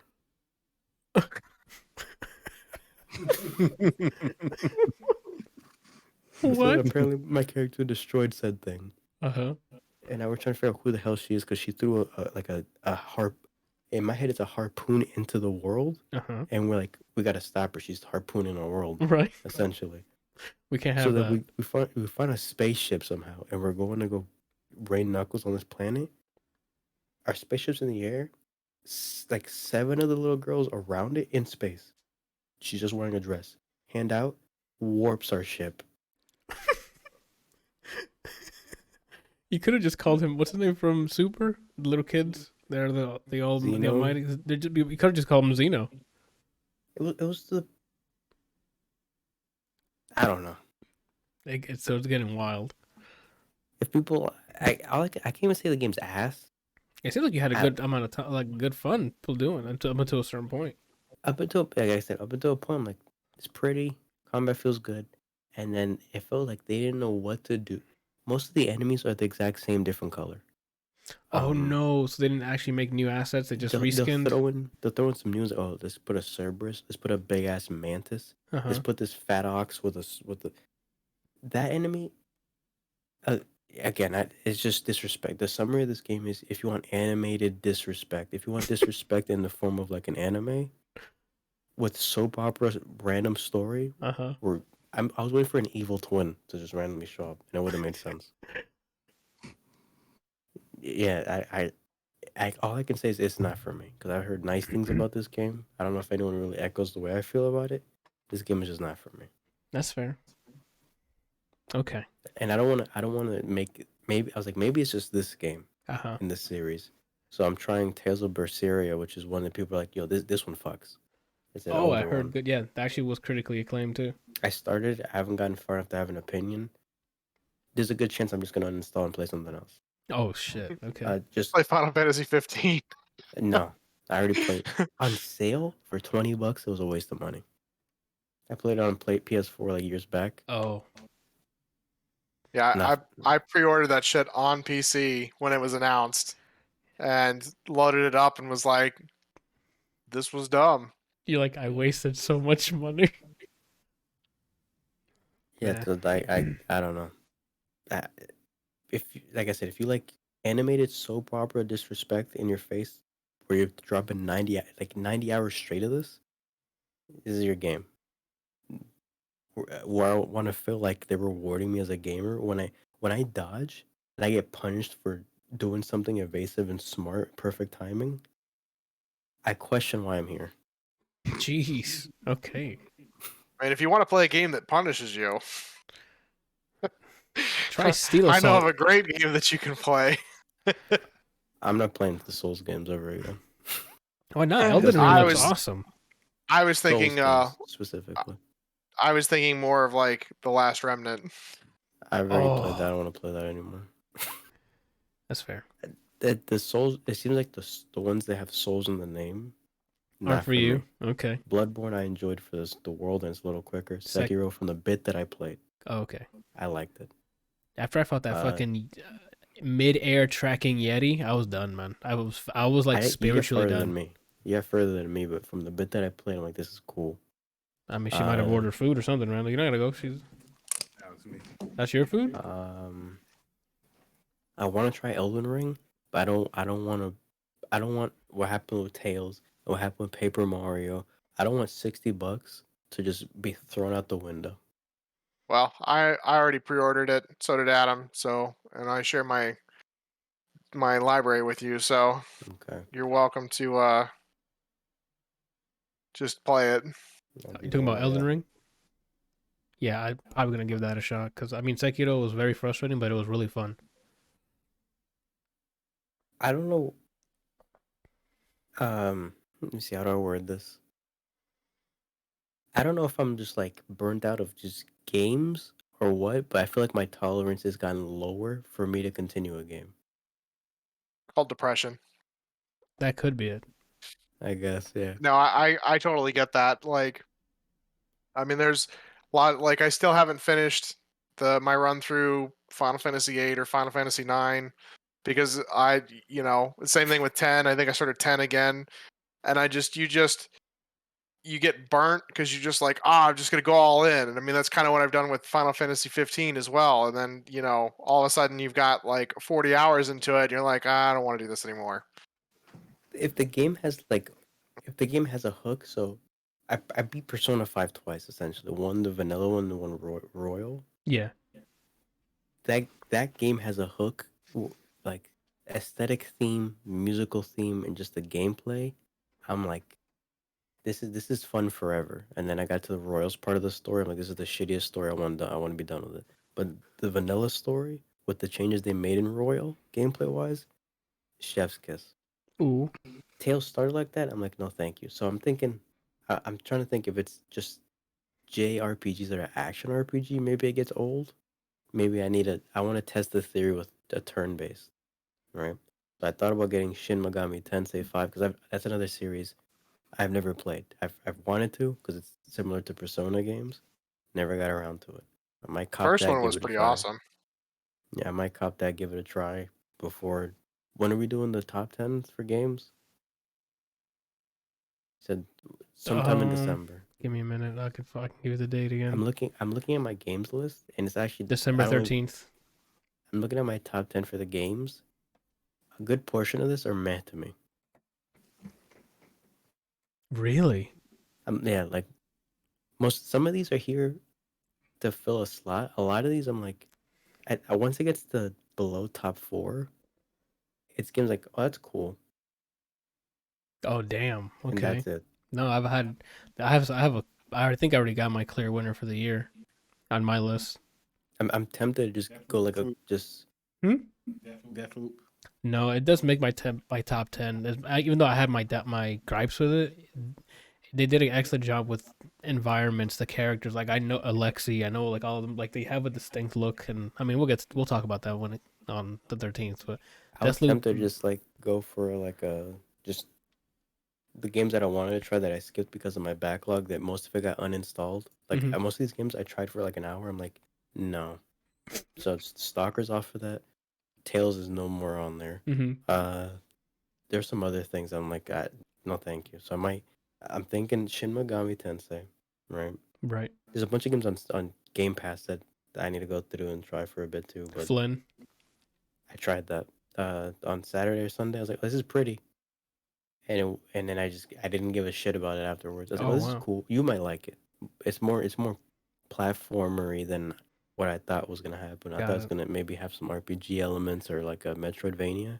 Not that. The game's pretty for sure though. Okay. But I was like, within like the first like 6 or so levels, I'm like, I get it, and I uninstalled it. I moved on. Okay. I want to try Shin Megami Tensei. I still need to load up Horizon. I haven't installed. All right. Ratchet, Oh, Forza Horizon. Forza Horizon, Ratchet. I love the series. I put it on the back burner. I haven't even bought it. Uh-huh. I'm like, let me commit to this backlog that most of it's not even in my backlog anymore. Uh-huh. So I might get that and play through it. 12 minutes I still want to play, which I might if I stream, but it might be a quick like spur of the moment, throw money at screen just Mhm. so I can feel alive again. Because Tales of Horizon, that shit was like every time I loaded it up, it was a war of attrition, and I lost that. Oh I was shit. like, more and more, I started. Sorry, did you play Tales of Zestiria? No, I didn't play that one yet. This was my I- first Tales. Which is like I've heard really good things about a good majority of the Tales series. Same. You know, like I played one of the Tales games on the GameCube with Adam a long time ago and had a great time with it. They might have just So missed the mark I've or heard something. nice things from it. I've heard nice, even with this game. I've heard nice things. I think it was just I'm trying to think of how to explain it without starting another rant, and that's Yeah, we essentially gotta. what it became while playing the game. I would load it up. One thing happens, a good 7-minute rant would come right after. And I was basically asking. I even messaged Anthony like, "Do I have to keep playing this?" Like, I kept justifying. Well, you spent this money, you spent this time, you got to finish it. And then further I got in, I'm like, I'm gonna have to hold this L. I mean, just like Paper Mario, right? Like you take a chance on a game, and hopefully you hope you get your money's worth. If you don't, you don't. It happens. It just So, happens. I gotta. There's only been one game in history that's made me quit. That I'm never going back. Metal Gear. Steel Assault. No. He hasn't come back to both of those games.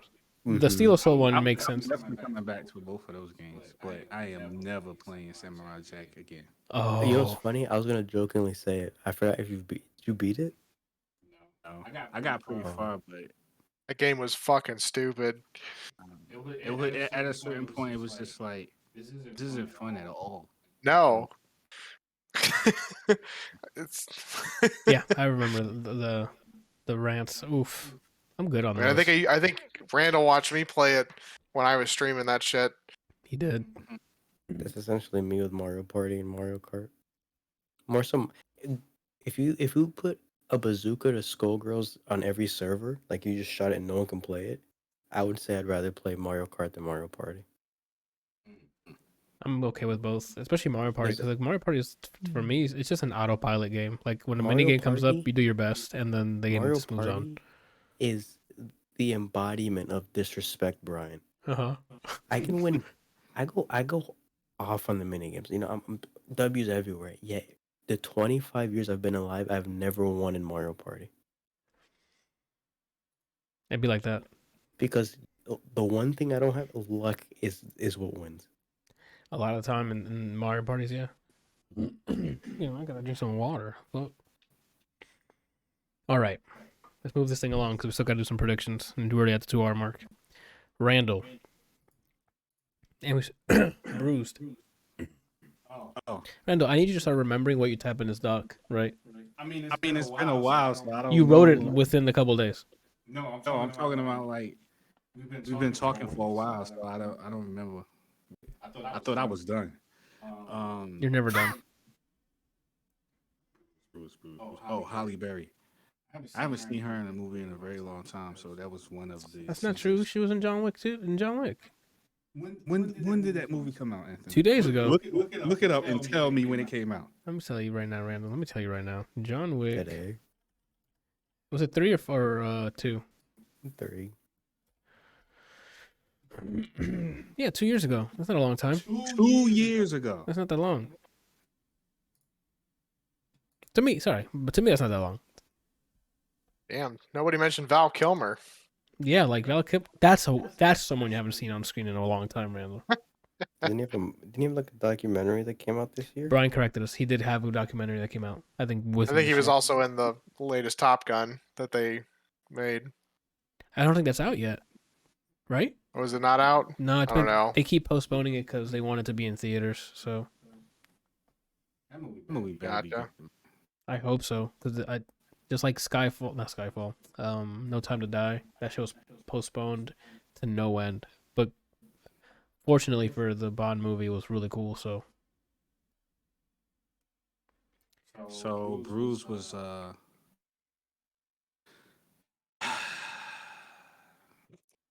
felt every time, like the entire time I was watching this movie, I kept thinking, like, I feel like this is like their attempt at doing what Michael B. Jordan did, but in a different sport, and didn't get the same vibe. But when Michael B. Jordan did Creed, he did a really good job. Like the boxing was real. The people he was fighting in the movie were actual real boxers. Everything about that movie was real, as far as like, you know, doing a boxing movie and everything that encompasses that. This was supposed to be about her as a female MMA fighter. She was really good at one point. In fact, she was 10-0, and she lost the fight. And then that spiraled down into her like disappearing for like 4 years, and next thing you know, she's cleaning toilets, literally. In the movie, eventually you find out why she lost the fight and why she disappeared. But it's her. The movie is about her comeback, and then she finds out that she has a son. Not that she finds out she has a son, because I think she knew she had a son the whole time. She left the son at a certain point in her life. The father died, but now it's her responsibility to take care of her son. So she's okay. I need to make sure you're saying what you're saying. She does know she has a son, right? Yeah. She just forgot that she left it. No, she didn't forget. She left him. Okay. She left. So she left the husband or boyfriend or whatever he was. And I'm assuming that the son and the father had a strong relationship, so he stayed with his father. I mean, she was an MMA fighter, so whatever. It's really harsh the way it's shot. Everything is really raw and crude, and I wouldn't go as far as to say it's like as raw as documentary, but it's very close to what film can be if it wasn't documentary. If that makes sense. Mm-hmm. I can see that. Takes place in North New Jersey, which is pretty cool. Are you allowed there? Yes. Interesting. That's pretty much the movie, man. Like, wasn't in the fight scene. It all leads up to one fight at the end of the movie. The fight was good.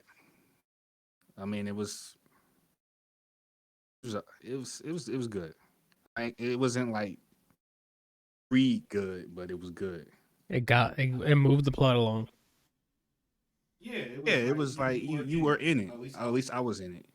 It was intense. It was, you know, you was on the edge of your seat, like Engaging. what's I going think to that's the word happen? you're looking Like, for there. she gonna win? Is she gonna get knocked out? Or so that part of the movie was good. It was pretty good. It wasn't a bad movie. Game of the year. I recommend it. No, I don't. Don't get me wrong. I'm not saying that the movie was okay. Look, I'm just laughing at how fast you said, nah. You're like, game of the year? Nothing's beating Dune. and I'm gonna explain to you real as quick as possible. I'm gonna explain to you why I said that because I feel like, and I can't speak for everyone here in this guy, and, I and I just feel- love the backgrounds. I can't speak for everyone here on the podcast, but I mean, for you me- can. You might just be wrong. me as a movie watcher or say enthusiast, whatever.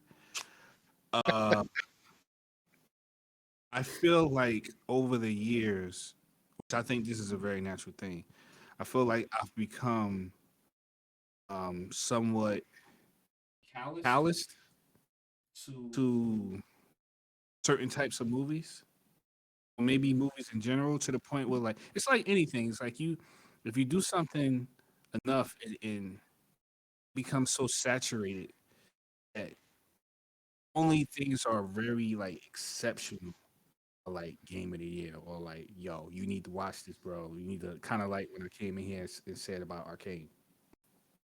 I feel like those things are starting to become fewer and far in between. Like I wasn't expecting Dune to be what it was, but Dune ended up being one of those type of movies. I didn't know what to expect with Arcane. It became something like that. So I see a lot of movies. We all watch a lot of movies, and I'm starting to feel like movies that we used to think years ago were really good are like mediocre now. Same. Just try to follow me. They're like same quality movie. If I had, it's kind of like if I said, watch this movie now, but watch it like years ago. You might have been like, oh man, this is a really good movie. But now, because we've seen so many types of movies and so many different scenarios and things that have been rinsed and repeated, we've seen stuff that's like really next level as far as like setting the bar or like separating themselves as far as storytelling. I feel like a lot of movies now are not as impressive to me. They're good. They're still under the category of good, but they're not like, oh, you need to go watch this. You understand what I'm saying? Like, how often do you feel like you are compelled to say to somebody, yo, you need to go watch this? Not often. Every year. Yeah, on that answer, absolutely every year. But that depends on, that's a person thing. That's not the quality of like, I'm asking personally.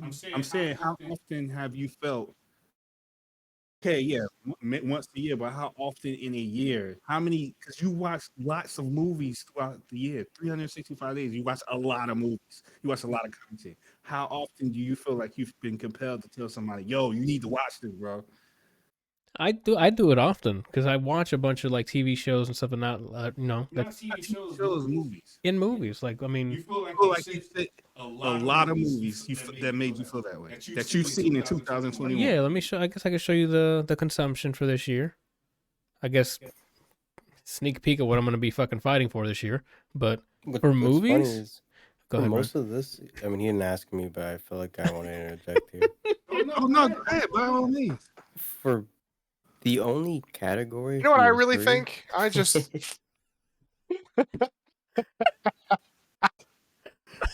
This is going to be like somewhat shocking coming from Brad because I don't think I straight off the dome, I don't remember him ever saying, "Yo, you need to watch this." this year. Shit. Yeah, there's he did. Five. Not I recommend it. I mean, like, yo, this junk is dope. You need to watch this. there's 5 things on here. Okay, go ahead. But that's what I would say though. Like the only category that has 10 or more for me is music. With movies, there's, like I said, about 5 that I'm passionate enough to just want to watch. With games, There's 4 on my list. That's wild. That is wild. For movies of mine, like off rip, Soul, Promising Young Woman, Raya, even Justice League. You need to go watch that 4-hour like epic. Definitely not Cosmic Sin. Wait, hold on. You thought Justice League was dope? Yeah, the Zack Snyder cut, absolutely. I did not get that vibe from you at all. I thought you thought it was good. Yeah. You misunderstood me. I said, how many movies were you compelled to tell somebody, yo, this jump was dope, you need to go see it? Kind of like how you was when you saw 1917. That was my movie of the That's year. what Yeah, I'm- so you're asking me what my movie of the year was? It's not gonna be movie of the year. It just has to be It just more. has the same energy. You gotta have Yeah. that same energy. It's It could be basically more a movies. How many passionate movies gave you that same energy? Anthony. So I guess a better way to explain it. Me with Hades. Oh, How- so like for anything that's like, if someone says, "How's your day?" Say, "Good." Did you try Hades? Like something like a movie like that. Have you bought Skullgirls yet? Yeah. How many copies do you have? well, Why that's don't you have another one? well, that's that. Well, we're back to it's few and far in between because I don't that you. That's my point. That's my point. But the point, I don't know what the point you're trying to make. Like it's because we've watched so much. So like, That's exactly what I said. but that doesn't stop me from like you gotta go watch this. I'm not gonna be as energetic. My point is that I'm saying that because you said that my response to Kelsey was really quick. I wasn't saying it like the movie wasn't good. The movie is good, but it's not like exceptional. It's not like Doom. It's not like 1917. It's not like it doesn't. Skullgirls. Not like Skullgirls. But like So Dune, when I Dune is say- Dune. Dune, I was excited to recommend to people, but Dune is not like 1917. Really? Yeah, 1917 to me blows that out of the water. Wow. But again, that's because I have my favorite things about cinematography and everything being a fake one shot is fantastic. And in World War II, World War One story following 2 people like the entire journey, it's fantastic.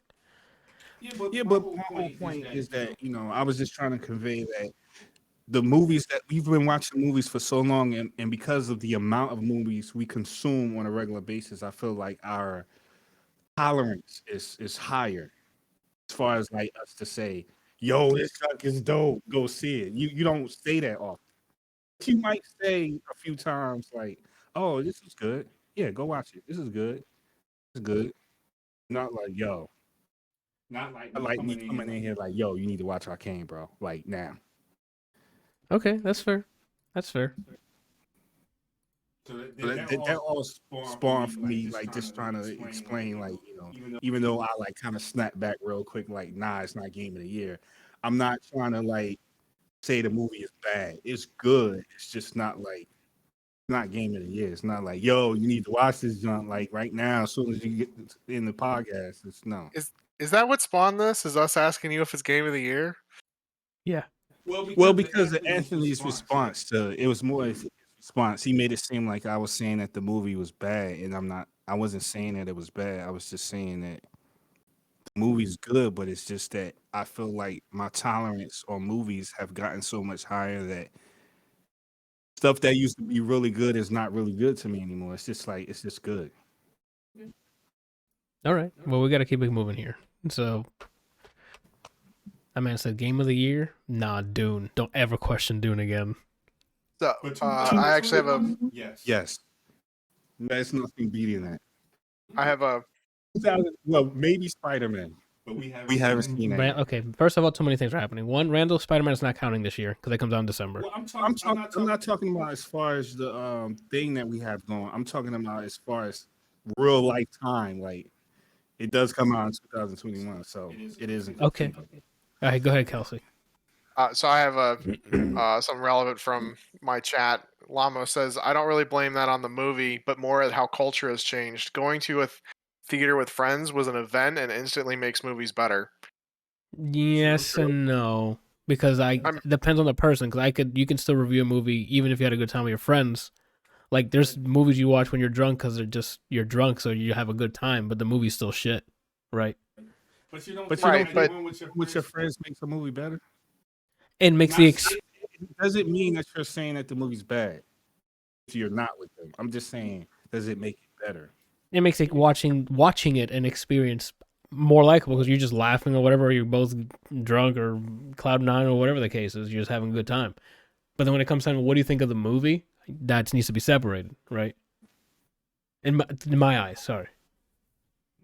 Like, yes, it's cool, like Endgame and stuff, and when we go watch the MCU stuff, that's a perfect example. It's hype moments. Take a step back. What was the movie doing, right? And that's for me. That's where the review comes in for the movie. The experience of going to a theater, yes, it was an event. Like he said, it's a perfect actually term for it. And when Infinity War came out, that was an event. When they announced Endgame, and everyone was like, "Yo, get your tickets. It's an event." Minus the friend part. The way I would say watching a movie in theater versus at home, if you don't have like this room is an actual theater, like you just watch like in yours where it's just speakers and a TV. Mm-hmm. With a theater, you get to appreciate more like minute or like less obvious parts of the movie. So examples like you always give: A Quiet Place. The movie's audio design, sound design, and the way they do things audio related is more appreciated in that as opposed to if I were to watch on a laptop or something. And the same thing with what's the movie, Mad Max. The audio design and the way things are automated and like panning and use of surround sound, it gives you another appreciation for that movie. Whereas if I watched with just AirPods, it's not gonna hit the same. So I think to an extent that the whatever you use to watch the movie, being a theater or just watching it on your phone or something like that, kind of does point out or like show excelling qualities of movies, if that makes sense. But the friends part, that's just your that only affects your time watching it, not the movie. I agree with that part, but I think I get emotional. So happens, Llama has a rebuttal to that. Go for it. There has to be something said for the post movie recaps with friends after. Talking it over with friends absolutely has an impact on the perception of quality on a movie. Because like you talk about things, you know, they may have noticed something that you didn't, and then you have an appreciation for something, or you didn't like understand something during the movie and they point it out. Like it definitely does make a difference. But that's just pointing out stuff that was already in the movie. Yeah, Unless like your that's friend not. said, remember that, and then they added it after. I don't think that really applies. Yeah, that what you're saying was what we're doing now, like, but in virtual form with podcasts. Like we're just talking about movies. It doesn't change the movie in any way. Again, it's a great experience. It doesn't change the movie, right? But isn't that what we're judging it on based on our experiences?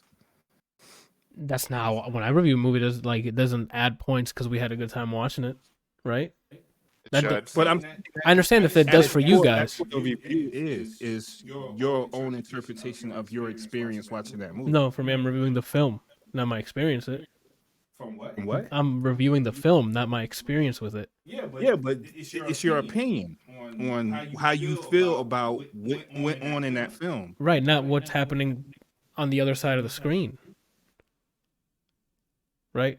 Like where I'm sitting. You look now. So like, Am I saying it wrong or no? So let's say we're watching insert movie at a theater, and someone vomits on me. That's not gonna make the movie worse. Yeah, like my Just 'cause experience that was worse. That was my experience. I was watching it so No, long. I agree with that. I'm just saying that. I guess I'm misunderstanding you because I feel like that's what our reviews are, is our own personal experiences. Your experience is your interpretation of what you're viewing. I'm not saying that your people around you influence your experience. I'm saying like we all have our own personal experience when we watch something, whether it be in a theater or at home. Okay.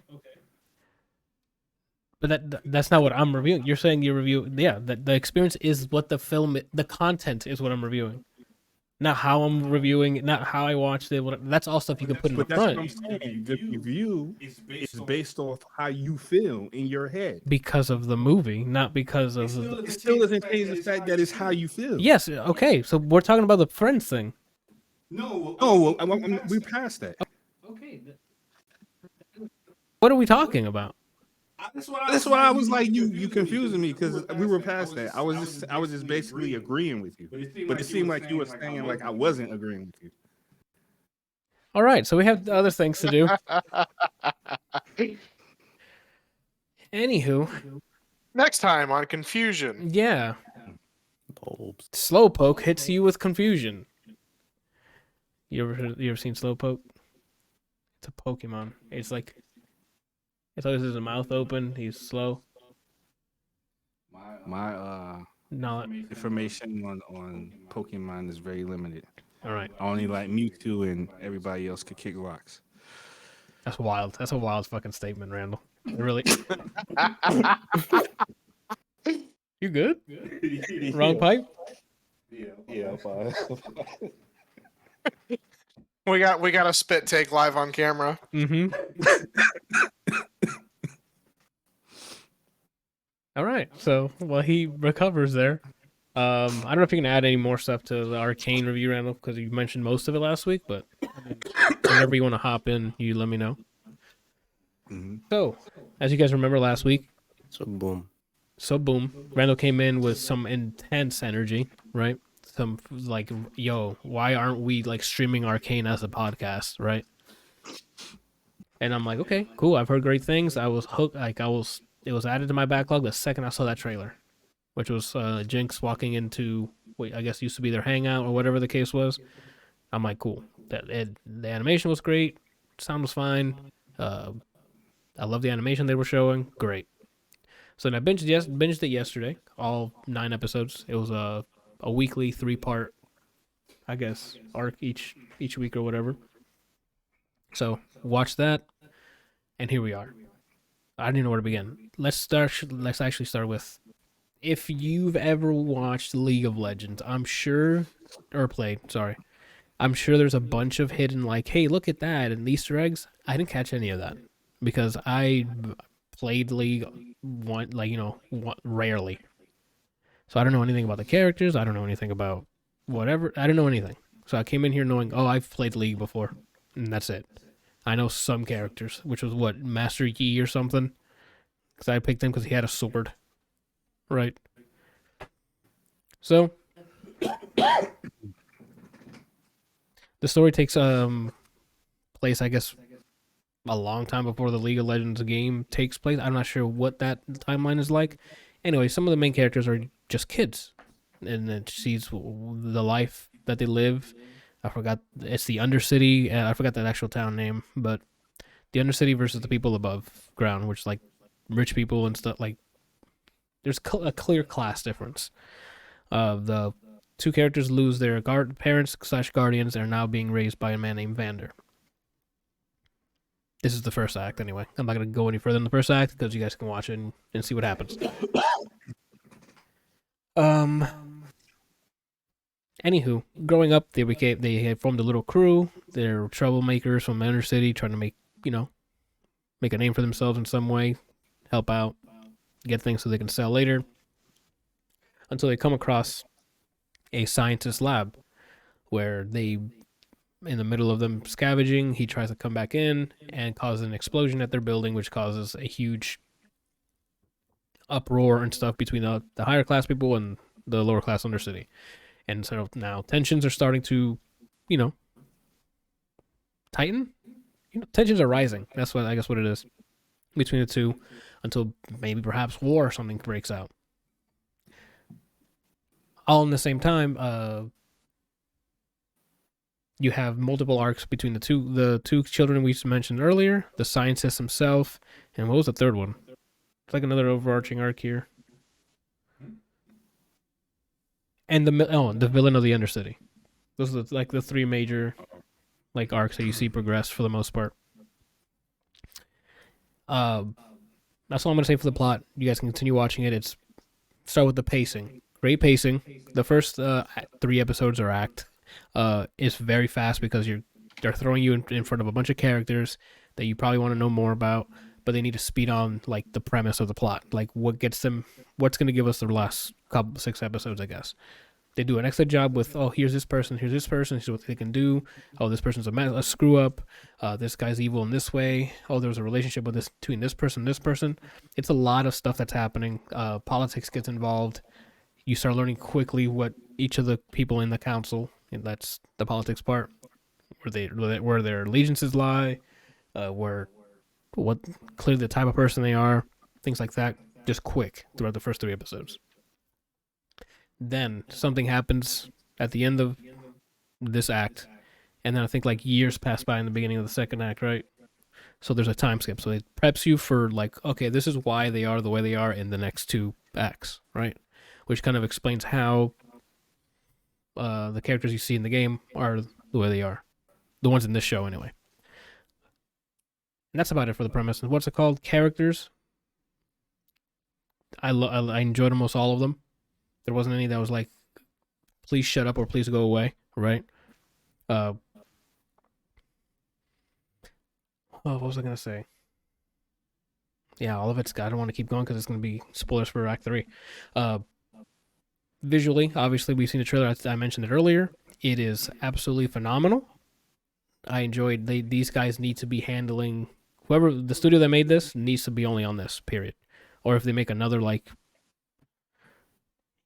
I don't even know. Like, if they make another, like, game to TV show adaptation with this type of stuff, I want to see these guys keep making more, right? Even if, for some reason, this show ends, they need to be on something else what this looks and moves and shit, even sometimes sounds, is just great. It feels like they mocap and then put, like, ridiculous attention to detail on, like, anything's 3D or physics-based or thing like that. Fluid movements. Randall was mentioning combat last week of how fantastic it is through and through. There's a lot of CQC action, a lot of fast-paced action that's easy to follow, and then there's sometimes when it's like one-on-one fights where it's like people are throwing hands, right, in a very, very satisfying way. Animations are just, again, it is just great to watch, while also having a backstory, like a story arc that you want to see to fruition, I guess. My only, that at the time, because I'm still in the honeymoon phase of watching this because it was yesterday, my biggest gripe is the ending. Because it ends in a very climactic point. Like, where it's like, oh, what happens next? So they use that as tune in next season. Instead of wrapping it up, and I would have liked the story of these characters to wrap up here, so that if they do make a second season, maybe it's just each season's like an anthology of like a backstory for the characters. I wish they would have done that. And this have like a tie-up of some sort, unless what just happened, it does cause like a trickle effect and it needs to be told this way. Besides that, like ending, it was build up. Some crazy stuff happens, and then the climactic end where it's like literally something big happens, and then fade to black, and then credits are rolling. Like I skipped ahead to see if they had like an after credit scene, because I'm like, there's no way this is the ending of the season. And it's that. So I mean, it's good because it's like, oh, I want to keep. I'm on board to watch the next season, but it's like, you can wrap something like this big up and still keep me coming back, right?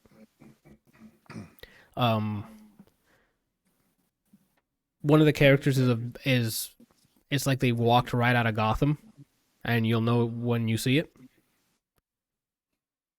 right? Like, there's no hiding it. Like, the people read the Gotham book like Batman, and that's all I'm gonna say on that. Which is not a bad thing, which is fine. They executed well. It was believable. And that's, I think, it. And that wasn't a gripe. That was just something like, just be wary if you're not keen on some Batman things. But literally walked off the page into this gorgeous looking and very well drawn world. What about the score and sound design? okay, so score, there was some great pieces like orchestrals, but then there had a bad habit of throwing licensed music in between, like in between some scenes where I'm like, you could have just gone orchestral in this too, and it would have hit harder. Skip the intro. The intro's whatever. Like it's really cool animated, so watch it the first time to animation. But I'm not a huge Imagine Dragons fan, so hearing them radioactive version 6.0, I'm not here for that, right? Like they this is an Imagine Dragons review, so we're just gonna skip that. But for the orchestral sounds, fantastic. Dialogue you can actually hear. It's mixed well, even in the middle of action. So they're like, oh, we don't want to do a no one. Got it.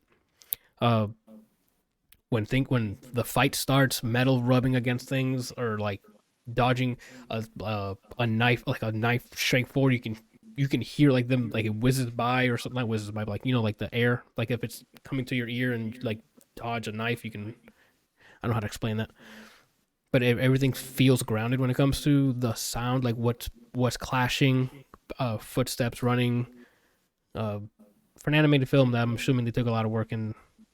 You know how they record real life stuff. We're like, oh, let's record this chair falling or some shit. It seems they did that instead of just, hey, what's placeholder art or music or sound? Sorry, what do we have in our library? It feels like they did it for each fucking scene, which is crazy. I already mentioned the art again. Watching it is just it's great.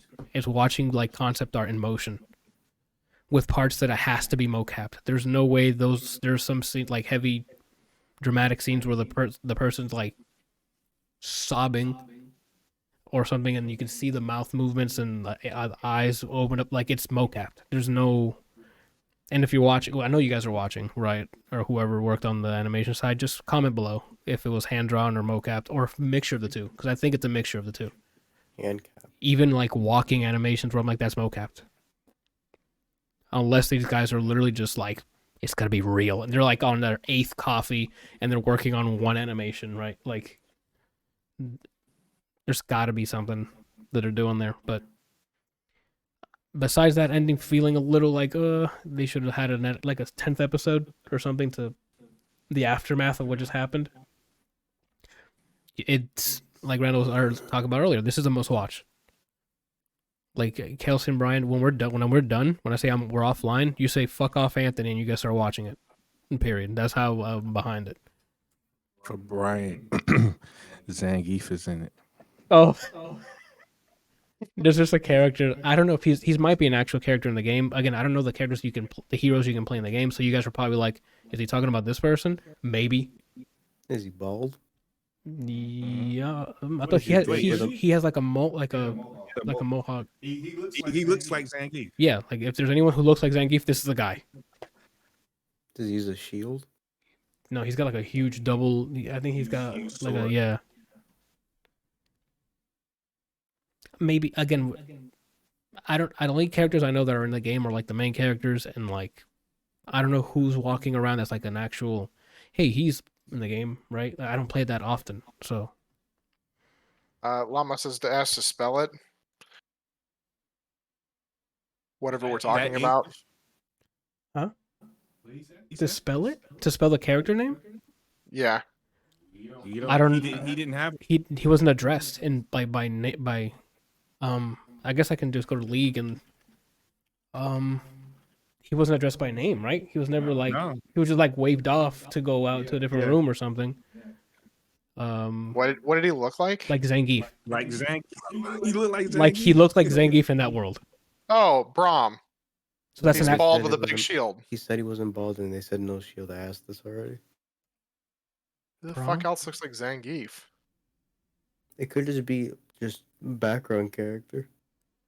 I thought the same thing, but like she had goons that are just in regular armor, and then this guy, he's the number 2. Like he looks like he's a character. Again, when you guys watch it, you guys will let us know, and maybe it is Braum before he has his new look, right? No, was this guy an ass? He didn't talk. He didn't do he was just Then literally number 2. Like Braum is like a pure-hearted, charismatic big guy. then it's not Braum. It can't be. Does he look like Zangief? Brando, that doesn't matter. No, He's bald with a big mustache, and he has tattoos with no shirt, and he carries a big ass door as a shield. It was not him. Definitely not him. Unless something happens in his life in the next season that turns him into that, there's no way. But please go and watch this. That's what it was, an awesome time. 40 to 50 minutes depending on the episode. It's great to vocal performances. That's the next thing I need to mention. You mentioned audio, Brian. Awesome. All believable. The villain for the Undercity is fantastic. He's one of those, like, when he enters a room, he's like, okay, well, something's about to happen here, right? Not death, obviously, but we're moving this along. I wonder if they use the same voice actors as the game. You guys have to tell me, because again, I don't play often to know that. I mean, I guess we'll Google it, but I would imagine so, right? It's just more voice work they've done. Why not? That'd be really bad if, like, I don't know, man. I've seen Stranger Things. I have too. Which season? Yeah, we're waiting on the new season. All right. Yeah, I don't have what else. Yeah, the voice work is fantastic. I don't know. Like, what else to say? Go watch it. It's very entertaining. Maybe you guys will have a better time with the ending. It's a very cool way to end it, because I'm like, oh shit, what's about to happen? And then the credits roll. No, really? Apparently. That sucks. Well, I don't know what the original voice actors sound like in the game, but these guys were cool. I thought they delivered, right? Ella Purnell from the show. Yeah. And in the game, it's Sarah Ann Williams, apparently. Oh, okay. Well, Who did that person voice? Jinx, or Powder, whatever they call her in the show. Does it specify if it was the older or the younger version? that's a good question. I don't know. It didn't say. Well, okay, then it might still be the same one then, because the first act is them as young kids. So I guess maybe not young kids, maybe like teenagers or something. Preteens, yeah. At least Powder is preteen. Yeah, it just says in the show, it's Ella, and in the game it's Sarah. Okay. Well, I mean, shout out to the people they chose. They did a good job. I just don't know why they didn't just stick with the voice actors that were in the game, especially since Riot had hands-on with this project. I don't know. Wild. Okay. And that's it for the review. I mean, for someone who doesn't know the original voice actors, these guys did fine, right? Like, they did really well. Oh no, I'm not saying it sucks. Like, oh, this voice is better. I kind of wish it was uniform either way they went. Yeah, I'm with you on that. Hope. I think it would be shitty now if they just decided from Arcane that voice actress just replaces the other one's lines. I think I'd feel bad if they did that. I don't think they're gonna do that. They might have her like a voice pack. You know how don't they sell like voice packs? Like, oh, your tower's being hit or some shit, right? Or is that Dota? Does. Oh, that's Dota. Okay. That's it. Randall, I don't know if you wanted to add anything now that you've seen the whole thing. No, you still Pretty much covered everything. okay. You guys have any questions? I mean, you guys have heard a lot of hype for it, so. I'm surprised Kelsey has it. Does he play League? He used to. I haven't played League in Years now. I don't even know how many years. Yeah, when he was playing competitive with Nick, I think, and did Adam play with you guys? Yeah, he was the top laner. Oh, okay. Right? Or am I a lying whore that's ugly? Adam was top lane. I was jungle. Nick was carry. Shy Rush was your mid, right? Yeah. Yeah, Brian's got baseball cards with you guys. What the fuck? And then Michael was support. Oh, okay. Oh, Nick's brother, Brian. I don't know if you know who Michael is. I think I do. Okay. Now, took a while to get here, so we're already at 2 hours and 40. So let's get these predictions in here, right? You want to do that tonight? I mean, that's gonna take a while. You guys want to save it for next week then? Yeah. I'm honestly exhausted. Like, I'm Okay. actually struggling to stay awake right now. So Ooh, I would. My vote is to move it to next week. that's all good and dandy with me then. Like, I'd rather have a week A week. this week. Yes, with content. Go back to it back again, Brian. I'm overlapping. Yeah. Wait, the cup though, man. Yeah, that's what I'm saying. He needs to just I cut. have to do this. I thought it looks like you fixed the mic though. Looks good. Yeah, but I have to do this. Hold on. You can keep talking. I'm gonna do it live. Okay. Well, anyway, then we'll move on for next week. We'll have our predictions for next week. Releases for this week. We don't have much for games because the heavy hitters came out last week. For movies, we have the new Disney animated film Encanto that comes out this week. Another Hispanic focused movie. House of Gucci comes out this week. It has a lot of like big names in it. So Lady Gaga. yeah, Lady Gaga's in it. Adam Driver's in it. It's a pretty good list here. Let me double check. Jared Leto, Jeremy Irons, Al Pacino, Salma Hayek. We got some big people here, so like, that's something we might have to check out. And Resident Evil: Welcome to Raccoon City, which I've seen trailers. I think that's God bless it, right? Godspeed. Hopefully it does well. You talking about like how it looks like a B movie? Yeah. Yeah, they did that on purpose. I don't know if that adds or makes it better. I don't know, but they came out in an article and said yes, we did that on purpose. That's their look that they're going for. Okay. Well, I mean, Godspeed. I hope it does well, and I hope it reviews well too. Because if it reviews well, then I'm like, okay, maybe it was on purpose for a purpose. Music. We're behind. Me and Brian were supposed to listen to Adele that came out last week, and we did not make the cut. So next week we have game predictions and probably Adele's latest album, because there's not much on music coming out this week because it's a holiday week. Real quick, they showed more about League of Legends fighting game. It's now a team-based game, so it's Marvel. 2 characters, 2v2 assist-based. It looks gorgeous. It doesn't look like they're trying to do some kind of Street Fighter-esque thing. It looks gorgeous. It looks like it's going to be fun to play, and then the inputs are simplified. I don't know if it's exactly like Rising Thunder or what, but it's simplified. Brian, if it's put the money on the table levels, No. Randall, keep that to yourself. Yeah, we don't have time for that. Rising Thunder was amazing because it let me put hands on anyone. Right? Even pros loved it. F-Champ loved Rising Thunder. It's accessible for a reason. If you design something really well and that's accessible, Randall, that means more people playing the game. That's what you want. But not to the point where it's broken, where it's like, oh, you can just button mash. Like, you couldn't button mash in Rising Thunder. As long as it has, the thing is, like, accessibility should be the way in, like, lower the barrier of entry. Yeah. But depth is what should keep you there. Mm-hmm. I'm 100% with you on that. I don't have to do SPD motions to just grab you out of the air, Randall. You don't want these fucking hands in that game, Randall. Are there screenshots of the game out yet? For the new League of Legends one? Yeah. There's okay. English. Could you put that in Discord, please? I did. Yeah, he shared it today and go to my games section. It was yesterday, actually. I thought it was today. Hey, you don't have glasses. You can't do that. I did, though, at one point. That's true. But then you somehow X-Men mutated out of them. Must be A little nice. different. It's from the mud. Anywho, Randall, what you doing this week? Nothing out of the ordinary. Same old stuff. No, that's not true. There's Thanksgiving this week.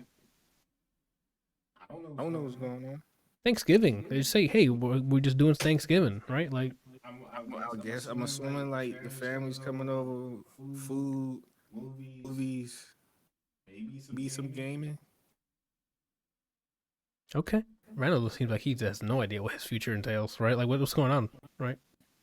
I'll say tails. I've been for like working a really week. hard on my clothing line, man, so I haven't been getting much sleep.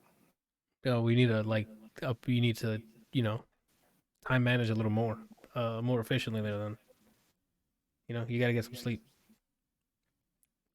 Kelsey. Oh, he was muted. He didn't know he was muted. He's still muted. Hey, sexy. You No still wonder muted. you guys couldn't hear me trying to ask a question. Oh, my bad. What did So- you ask? My bad. Last week, I went and looked at the doc. Last week, we missed a movie release that came out on the 19th. We did. Oh my god, It's I called- fucked up. It's called Black Friday. Movie called Black Friday. Called Black Friday. I want you to listen to this cast. I don't know a couple of these people, but I want you to listen to the cast. Yeah. Devon Sawa, Ivana Bacaro, Ryan Lee, with Michael Jai White and Bruce Campbell. Oh, from Evil I'm Dead. I'm gonna send you guys the poster. I'm looking right at it. That is quite the Look at Mike. Oh yeah, I remember the trailer for that. I think you saw it too. It's like there's zombies or something like that. I mean, look I at Mike. forgot where we saw it. We watched something and I can't remember what it was. Horde of parasite infected shoppers. Yeah, I have no idea. I remember seeing the trailer for.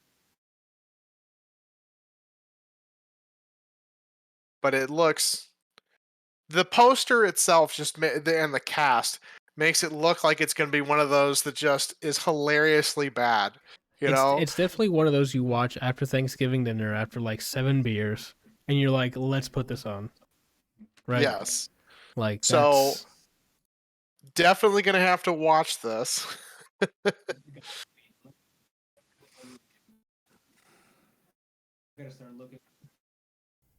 got the yeah. You let us know what that's gonna look like. I gotta start going through down. I have to go through the list of the nominees for bracket fights for movies. So I still gotta watch Old. I still have to watch Wrath of Man. Oh, same.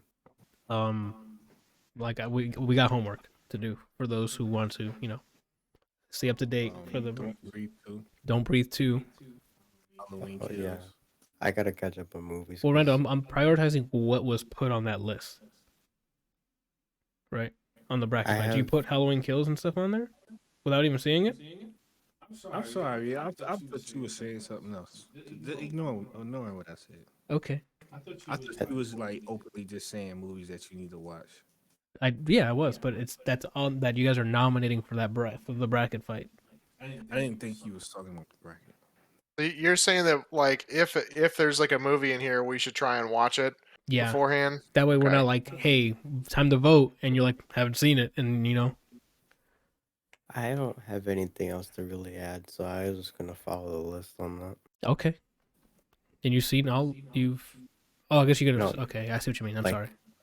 I mean, I've seen at least 12 movies that I liked in this year, Yeah. but again, do I recommend all these? Right.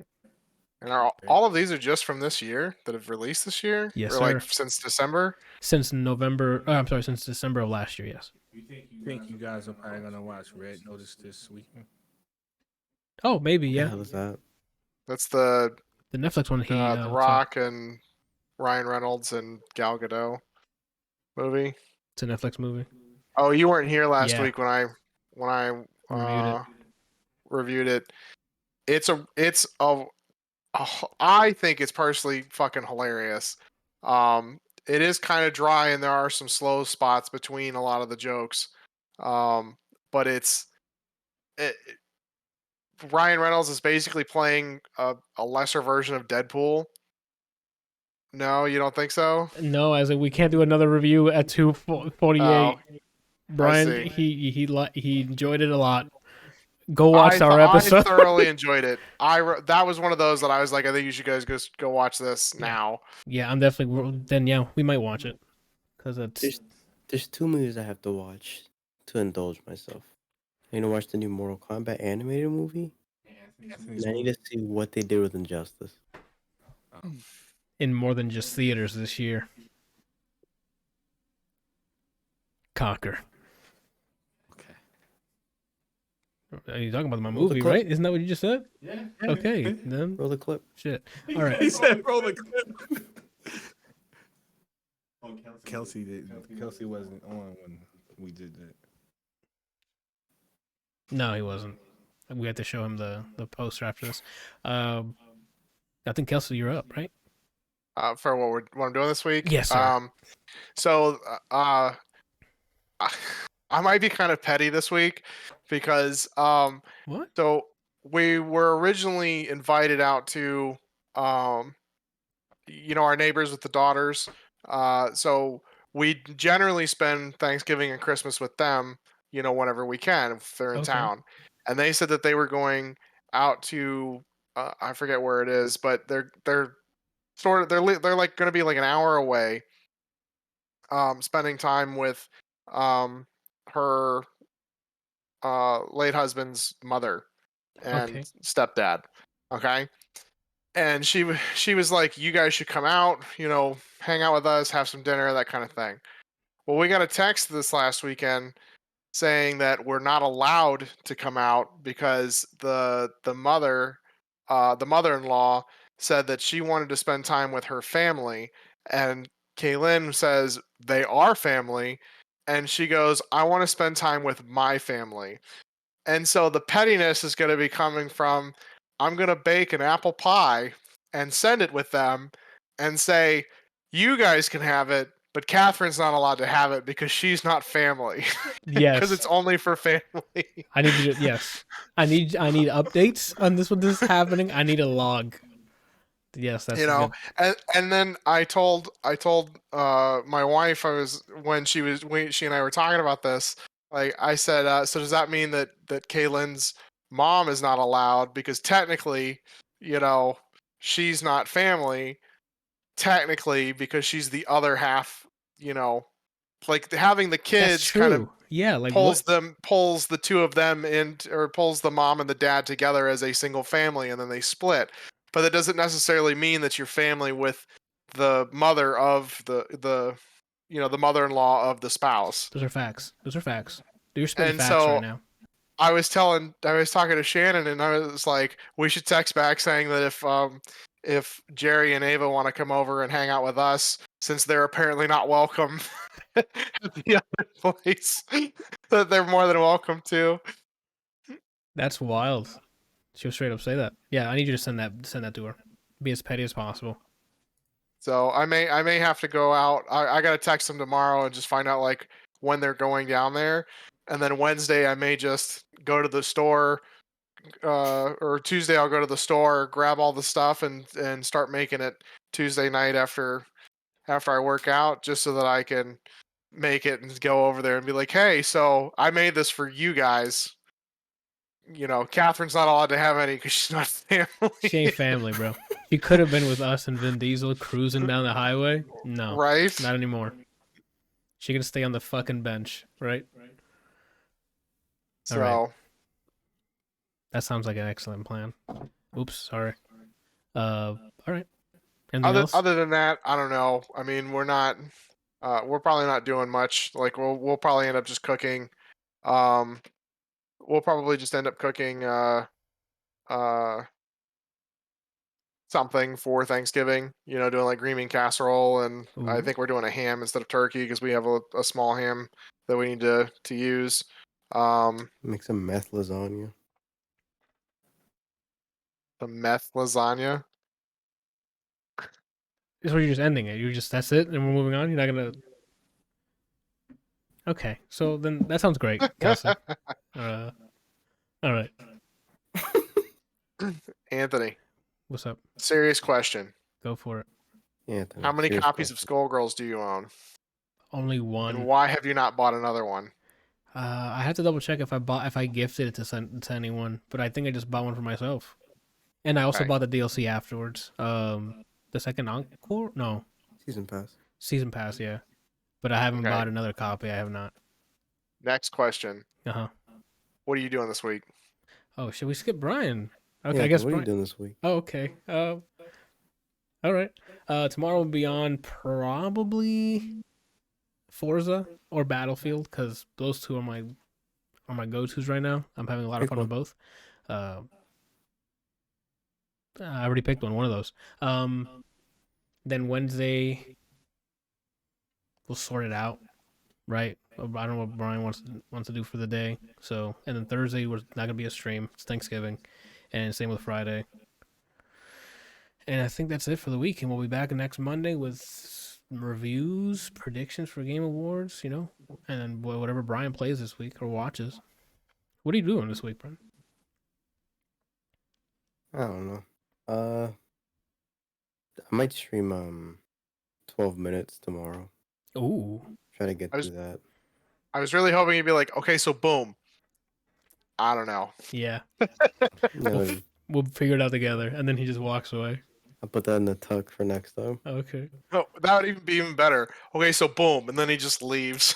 And then we're like, hello? So yeah, maybe 12 minutes. Maybe I'll be using the Snackbox more. One of those. We'll find out together. And then Okay. Wednesday, for sure, playing some. But then on Thursday, right, I'm not doing anything. Oh, Then we on can Friday? do some more No. Halo. I'm fine with that. Kelsey, did you get a chance to play Halo yet? Or Oh yeah, I played. okay. All right, that's it, Brian. Sorry, I cut you off. Yeah, then the rest of the week is just, we'll figure it out. Not on stream. Okay. Sounds good. That's about it for this week. Thank you guys for watching, listening, both, neither, right? Just coming on here, hitting the like button and moving out, right? Like, that's fine too. That works. Comment, just say I'm trash. Whatever helps, the algorithm. So just interact with this thing, all right? Anyway, Tell me how many Skullgirls copies you guys have at this In the current time I'm comments. watching. yes, The next week, I want to see at least double that. that's true. And for each copy you own, you rate how great of a time you have with it. Yeah. Cool. So I want you, every copy, I want you to play a different character. And then when you played all the characters, Different skins. do 2 people on the team, different combinations. And then when you do all that, because 3. you're going to keep buying copies, 3 characters. And then when you do that, every color per character. And then when you do that, another character's going to be out. Do it all over again. Shoot. And that's it for this week's episode. Thank you guys. Bye.